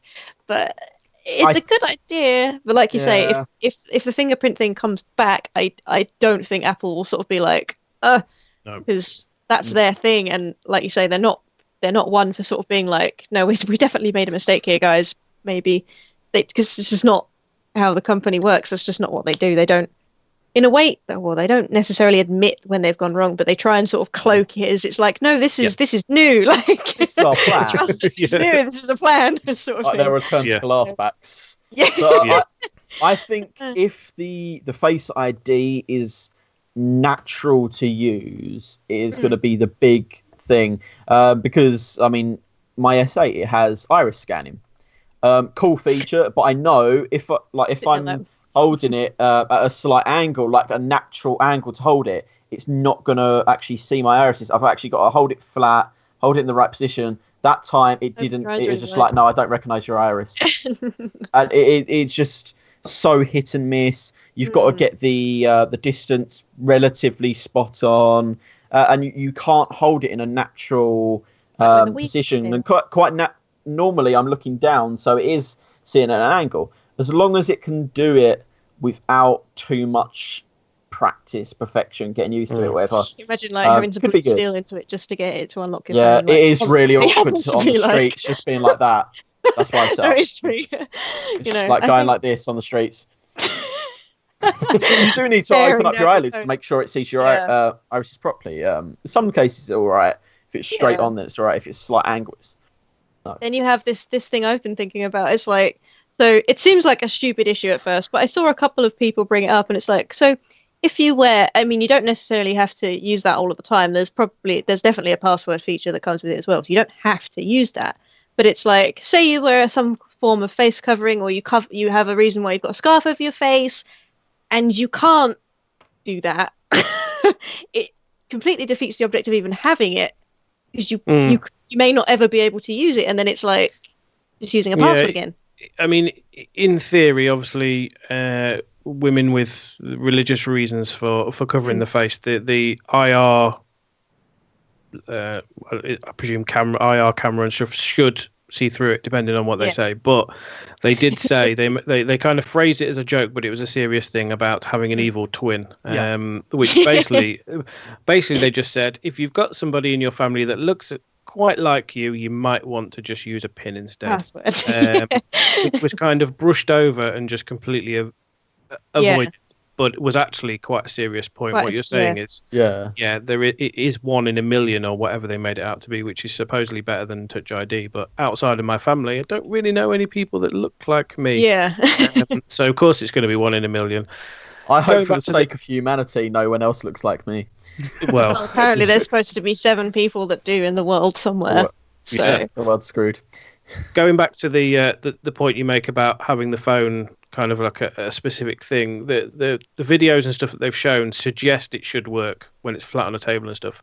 However, in one of the hands-on videos with Nilay Patel, I think they were obviously demoing it in the hands-on area with a guy from Apple, and they were showing that with his eyes closed it didn't unlock. And then they were like, oh, but if he opens his eyes it's going to unlock.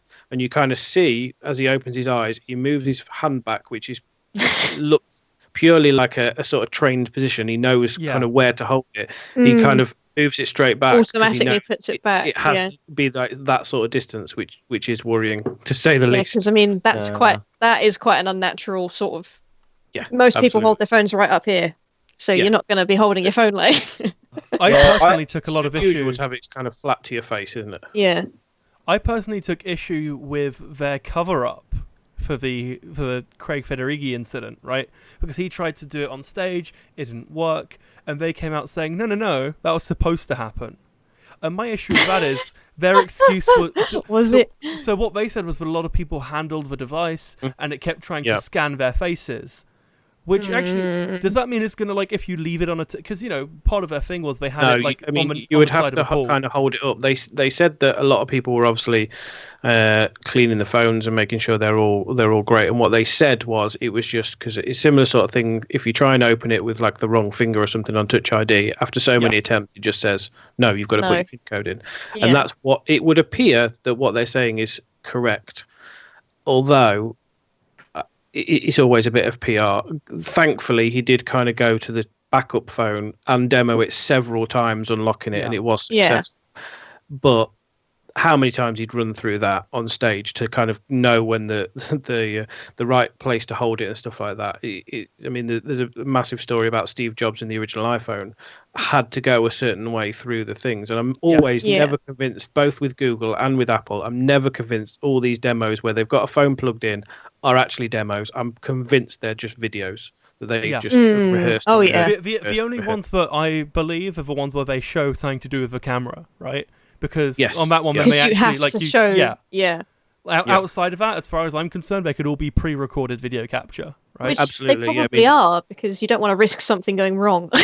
Well, they will be from now on if you're Apple. Exactly.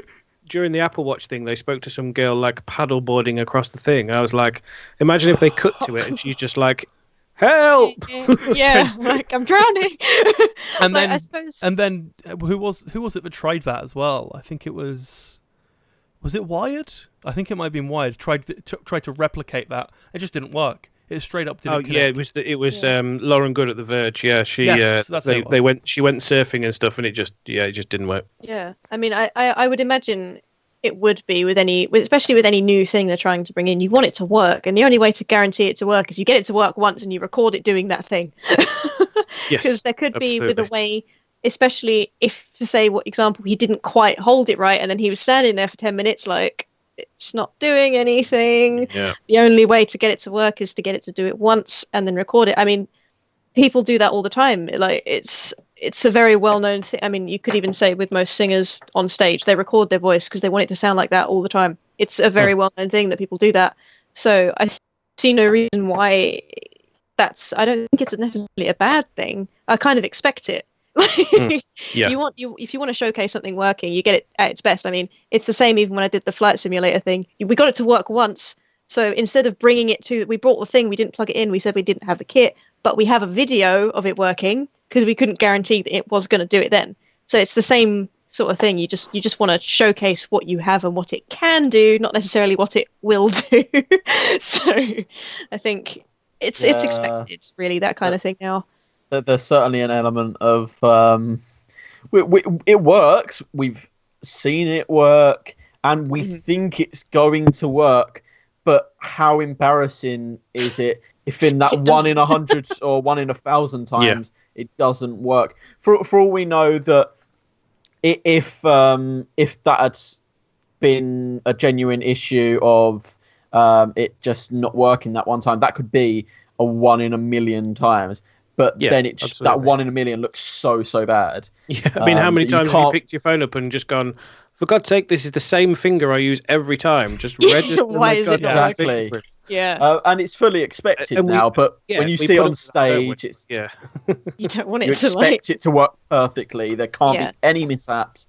Otherwise, that's going to come badly back on the phone. No matter even if it is the best fingerprint scanner or whatever, if you do one mistry, then it won't. Yeah, I mean, it's like you do see that kind of thing everywhere because I've been to expos and things before where they have this like amazing piece of tech, and you're like, oh, can I try it? And they're like, no, why? Yeah. It's running a video, and it's like, I see. So, or like it's got a set of modes that it follows. So like when I went to the New Scientist thing last year, they had the robot bartender, and of course you think it's like, oh, it can make any drink. It's got all of these recipes. You get there and it only makes 6. Their reasoning in case it goes wrong. So it's like they just don't want to.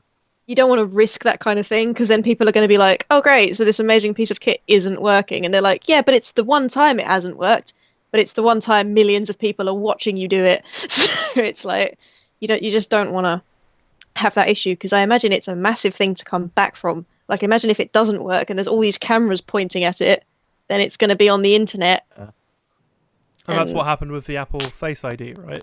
Yeah, it's on the internet, and everyone was like, "It didn't work! Oh my god!" And it's just damaged it. I just switched Twitter off at that point. I was just like, I can't. I just can't. I can't. Yeah, I mean, it was. No doubt, Paul was like, when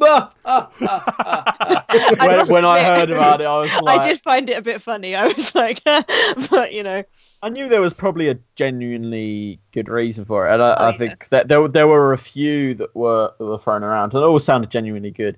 And if it was any one of them, then fair enough. But still, just yes. But I see a lot of people that aren't really necessarily into the tech sort of world are going to look at it and be like, "Lol, it didn't work," because that's just what people are going to see it for. Like, it just doesn't work. Yeah, so, I still think that Apple's plan was to I'm guessing they've probably been working on Face ID for a while, but I'm guessing their plan was to have them both together on this phone. And when they couldn't get the under-screen fingerprint sensor to be ready in time, then they were just like, wait, we can't just put the sensor on the back. That would be totally un-Apple of us. We're just going to have to go with just the Face ID. And I'm sure that there was at least an element of that in it. But of course we'll never know because it's Apple. And they'll sue you if you tell anyone. So I hate to be for one cutting this show short. However, we have just hit 10 p.m., which means we've been live for just under 2 hours. I'm sure we could keep going for another 1 hour 50. I think we should go on to 2 hours because it's currently 1 hour 50. No, I feel like I don't. We've still got to do my story. Oh, especially okay. With you know Gregor. what? Fine. Let's do your story real quick and then we can call it a show. 2 hours this week. So, do all three of you watch Jerry Rig Everything? I do. We watch what? Jerry Rig Everything. I'm guessing no, because I have no idea what that is. He's the YouTuber that like tears down devices and does the like torture tests kind of thing. Yeah, he does like scratch tests at different levels. Right. Okay. About 3 or 4 days ago now, he did that on the Pixel 2. Yeah. Which you are going to be very happy about. The plastic on the back. What happened to it? It failed quite badly in some respects. What happened to it? One, he Ben tested it and found out an antenna line that they had built into it, and it just snapped straight away. Only on one side. The other side was perfectly fine. That one side, though, did snap, compromising the waterproofness. But my question is, they've said on the back it's got a special coating, or at one point which they called a paint, but they've said it's a metal unibody design. It is underneath, but then it's got the plastic coating on it. Do you think that Google should just own the fact that it's plastic or paint, or do you like the fact they're sort of trying to say, yeah, it's a metal unibody design, and even though, frankly, it looks very cheap, that plastic, and it's not a bad thing. It does have its upsides, but do you think they should just own the fact it's plastic or carry on with their dancing around the problem? In my opinion, they should have just actually made it plastic, because I feel like, it's practically plastic at that point, right? Because it's a If pretty it looks thick like layer plastic as well. and it feels like plastic, it's plastic. It's plastic. Yeah. Yeah. And I feel like if they'd have made it fully plastic, then at least it would have had wireless charging, or at least it would have had the ability for wireless charging. And I think, the issue is plastic is perceived as this cheap, But half the time there's nothing wrong with it, though. Like, I've had a lot of plastic. I mean, I would even go as far to say that I preferred my 5C because the plastic on the back was so durable. Like, I dropped that phone. Like, I'm prone to dropping phones. I'll just put that out there. I drop them a lot. You drop one on this show. Yeah, I drop them a lot. And the plastic on the back of that phone, it was on my top pocket when I was riding my bike. I ran over it and it was fine. Like, there's nothing wrong with it being plastic. It's not, as much as it's a cheap material, and I mean, speaking from an engineering point of view and a physics point of view, it's a very cheap material. It's readily available. We can make it, for Christ's sake. It's not something we have to go and find. That's not necessarily a bad thing. Like, from an engineering perspective, plastic is very useful you can use it for nearly anything. I mean, everything we have has got an element of plastic in it, if it's not just for how strong it can be under a lot of circumstances, or purely because a lot of it is waterproof, or how durable it is, how flexible it is. That's another pro of using plastic. It's very flexible. You can bend it into almost any shape you want. It's a brilliant material, and I don't see why people have this illusion that it's terrible, probably because it is used for plastic bags. But it's a totally different thing. No plastic is the same. The plastic you have on your phone is not going to be anywhere as awful as a plastic carrier bag. There's nothing wrong with using plastic, and I don't think there's any point to hiding the fact that it is, because I would rather somebody come up straight up to me and be like, yep, the back of it's plastic. But from where I'm sitting, that could it's very durable. It won't scratch. Yeah, it might scuff a little bit. You might get some, because on my back of my iPhone that I had some black scuff marks. But it never scratched, it never shattered, it maybe got a dent in it, but it was fine, it looked new. I don't see the problem. They have showed with this one, because they've claimed at one point it's a special coating, they've claimed at one point that it's a kind of a paint, and they've shown that it does scratch up a lot, and quite badly. Badly, yeah. What's your thoughts on it, Greg? As well, the facts of having metal and possibly plastic together, using both of their properties in unison, really. They should just say it's plastic.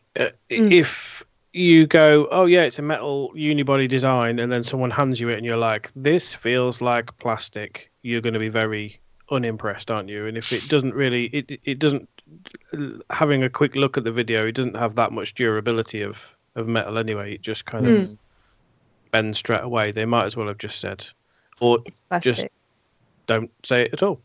Yeah, I think don't say anything.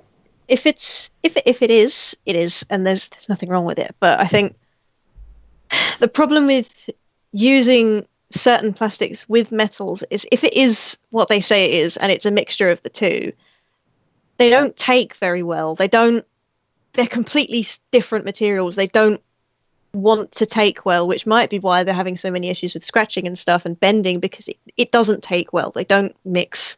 You can't have a plastic metal alloy. That doesn't work. The thing is, they've what they've done. The main lower section is basically this plastic or paint or special material, as they called it for a second in their plastic. Yeah, it's plastic. There is that. Then underneath it, they have a layer of metal. That's how they're allowed to say it's a metal unibody. So technically, it is a metal body, but it's underneath coated in material. I see. Right. Plastic. So I think coating it in plastic is a bit different, because then you could argue it's a protective layer. And a lot of things do that anyway. Like, there are a lot of things, I can't think of an example right now, but actually no, my record player, the top of that is not actually plastic. It's like some form of mixture of things, and then it's got like a plastic coating to give it that durability. So that's what makes it hard, but it's not actually plastic.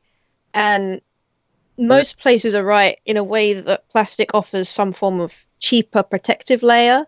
So they might just be disguising it as that. It's not actually there for any form of aesthetics. It might just purely be there just to give it more of a bounce guard in a sense. So it's more just protecting what's underneath it, not necessarily there to be anything special, but it's just there to give it a little bit of extra durability, because you can get a lot of plastics that don't damage as easily. Evidently the one that they do has, but it might just be there to be a protective layer.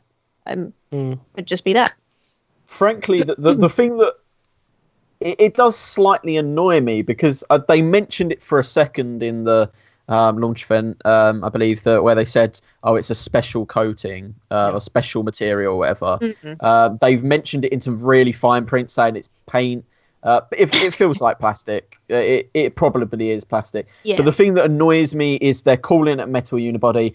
They've not went on about it, but that's been something they've more emphasised than any of the other things.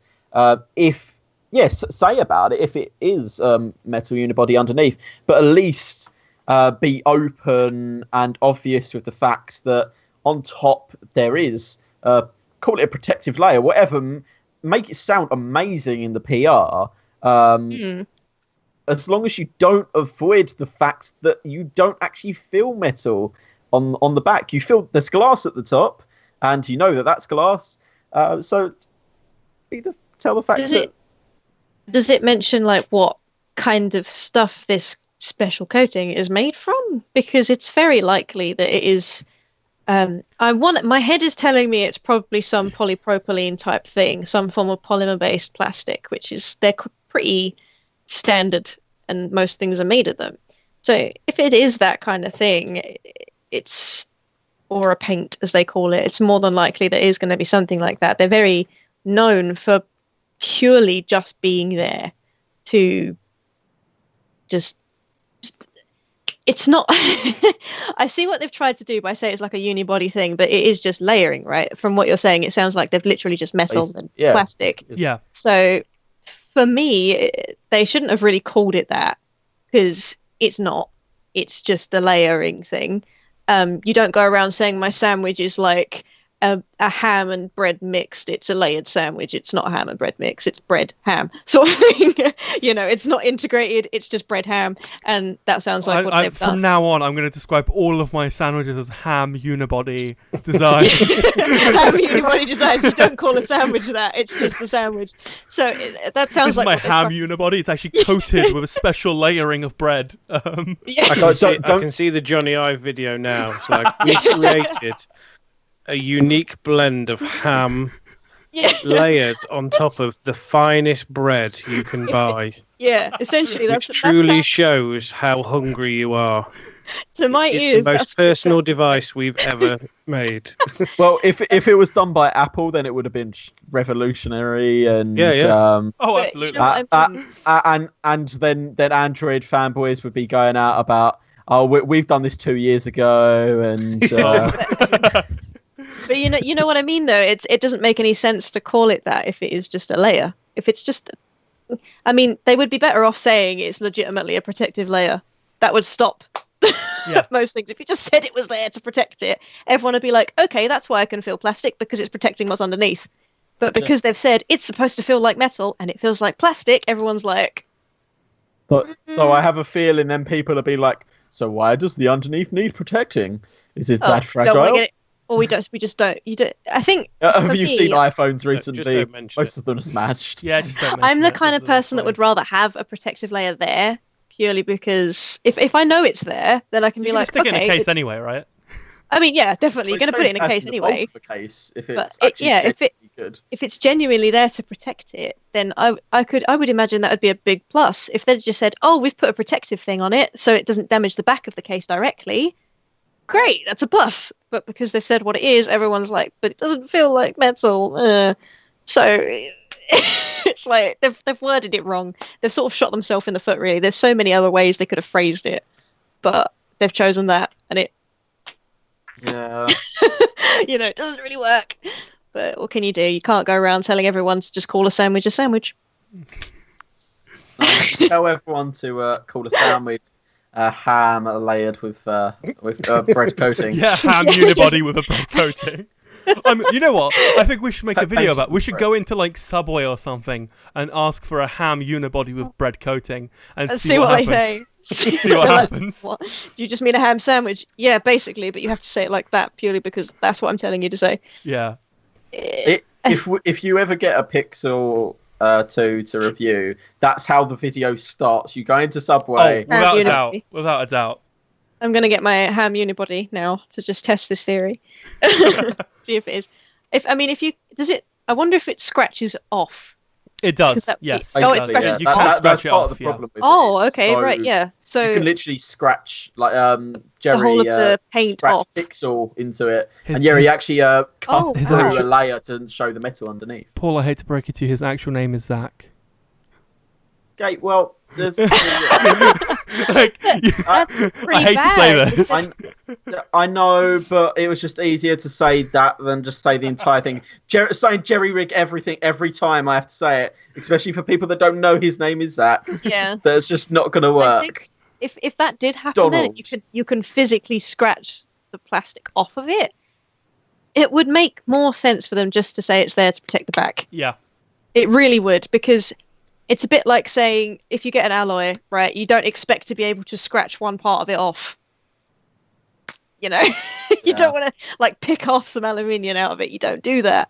So it's just easier to say it's this with that on top to protect it. If it's not there to protect it, just say it is, because then if it comes off, they're not going to be like, oh crap, my phone's broken.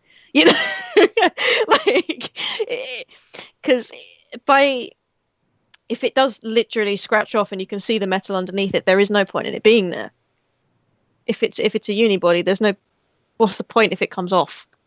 You know, it's like, it doesn't make any sense for me. Looking at it from a design perspective, that just seems pointless. If you can just scratch it off, and I mean, did it come off easily, or was it like you had to put a bit of effort? Very easy. It took something not necessarily sharp, but it took. You had to want to, like a key or something. Yeah, like you had to want to get it that bad that quickly. Oh right, okay, yeah. I would mean, if it came off very easily, then there's no point in having it. But if it didn't come off without exerting some form of force on it, then that brings it into a different thing, that they could genuinely be trying to integrate them in a way. But if it did appear to just be a thin layer on the top, there's no point to it. If it doesn't benefit the phone in any way at all. Does it at all, or is it just there? It seems. I'm sure Google would argue it does. Yeah. I'm sure Google would argue no, it's not plastic. It's special material. Special material. Well, actually, they could not be wrong, because there are new plastic developments out there, so they could be like, it's a new type of plastic, and they wouldn't strictly be wrong. Plastic isn't just lots plastic, of different types of plastic. There's lots of different types of plastic. There's loads of plastic. You're talking to an engineering student. Right. So. Sorry, I'll stop talking about plastic now. out of fear of the fact that we might just get 2 more hours of plastic talk, I think we're actually going to call it a show this time. I can write you a list if you want, if you're that interested. Yeah, if you really want a list of different kinds of plastics, go follow Emily on Twitter, and she's actually going to spend the next 2 hours just ranting about plastic. I might just do a stream listing different types of plastic. So. We've gone over 2 hours as Paul wanted, so damn it, Paul. We had 4 guests, so we need extra time to accommodate the extra. Yeah, it was a great show. 4 people, I mean. Yeah, 4 people. Yeah, it was a great guests. show. A really wonderful conversation. Let's go round the group real quick and talk about where we can find you all. Emily, you can go first purely because you're like on the right as I'm watching this. So Emily, where's the best place to find you? The best place to find me is probably on my Twitter, which is @ProfessorX with 2 Fs, because 1 F was taken. And from there, you can find my Twitch and all other things. Yeah. I think we have a smpy.tech. Yes, we've set up an smpy.tech/Emily. And that. That will lead to your Twitch stream as opposed to your Twitter. So yeah. Twitter /ProfessorX with 2 Fs, or smpy.tech/Emily to go to her live streams, which are when again? What time are they? Oh, my live streams are Monday, Tuesday, Thursday, Friday, Saturday from 7 p.m. until whenever I finish, which kind of varies from from 9 to 11, depending on how tired I am. But I have a better chair now, so it'll probably be until like God knows what time on a Friday. Before she had to use her boyfriend. Yeah, just had him laying across the bottom of it. Greg, where's the best place to find all your stuff?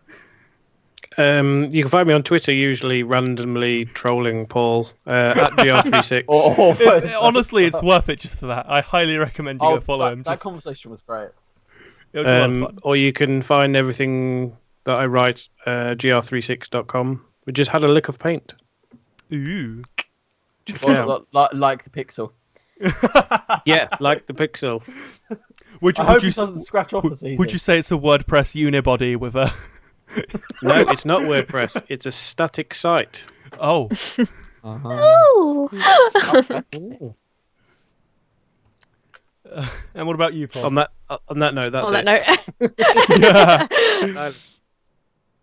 Yeah, so if anyone wants to find me, I'm actually active on my Twitter now, so come follow me there. If you follow the link of snpy.tech/Paul, that will allow you to click. There's a button there somewhere for going onto my Twitter, and I have lots of interactions with all of those three. So that some of them are pretty boring and stuff, but they're Thanks, Usually Paul. quite interesting. And it's more boring from their sides, of course. I mean, I'm always very interesting. And I say that fully knowing I now need to go through and delete a lot of tweets, just so you can't prove me wrong. I'm actually active on Twitter now, so I just love how when we started this, the running joke was you can go follow Paul on Twitter, but there's no point. Like he doesn't do anything. Yeah, but he has recently started using Twitter. Yeah, I'm actually like most days if I get bored or if I'm not doing anything, which is quite a lot, I'll start flicking through Twitter. I wanted to become more sort of active. I'm not on my electronic devices enough, and my eyes are really missing the blue light. So. Enough. But no, I like being on Twitter. It's actually a good platform. Oh yeah. So, if anyone wants to come join us, we're live every Sunday at 8 p.m. As of next week, it'll be 8 p.m. GMT, as the clocks go back. I was say actually on the dot. Yeah. And on the dot, probably. Who knows? So go to snpy.tech/live to come see us live. If you want to listen to this on demand, it's /podcast or /iTunes if you use an Apple device, because it pulls it up in iTunes, which just makes it a bit easier. Go check out all the guests. Thank you to everyone for being on. We will see you next week on what will probably be a slightly shorter show, because this went on for over 2 hours. And we will see you next week, 8 p.m, talking about tech. Bye.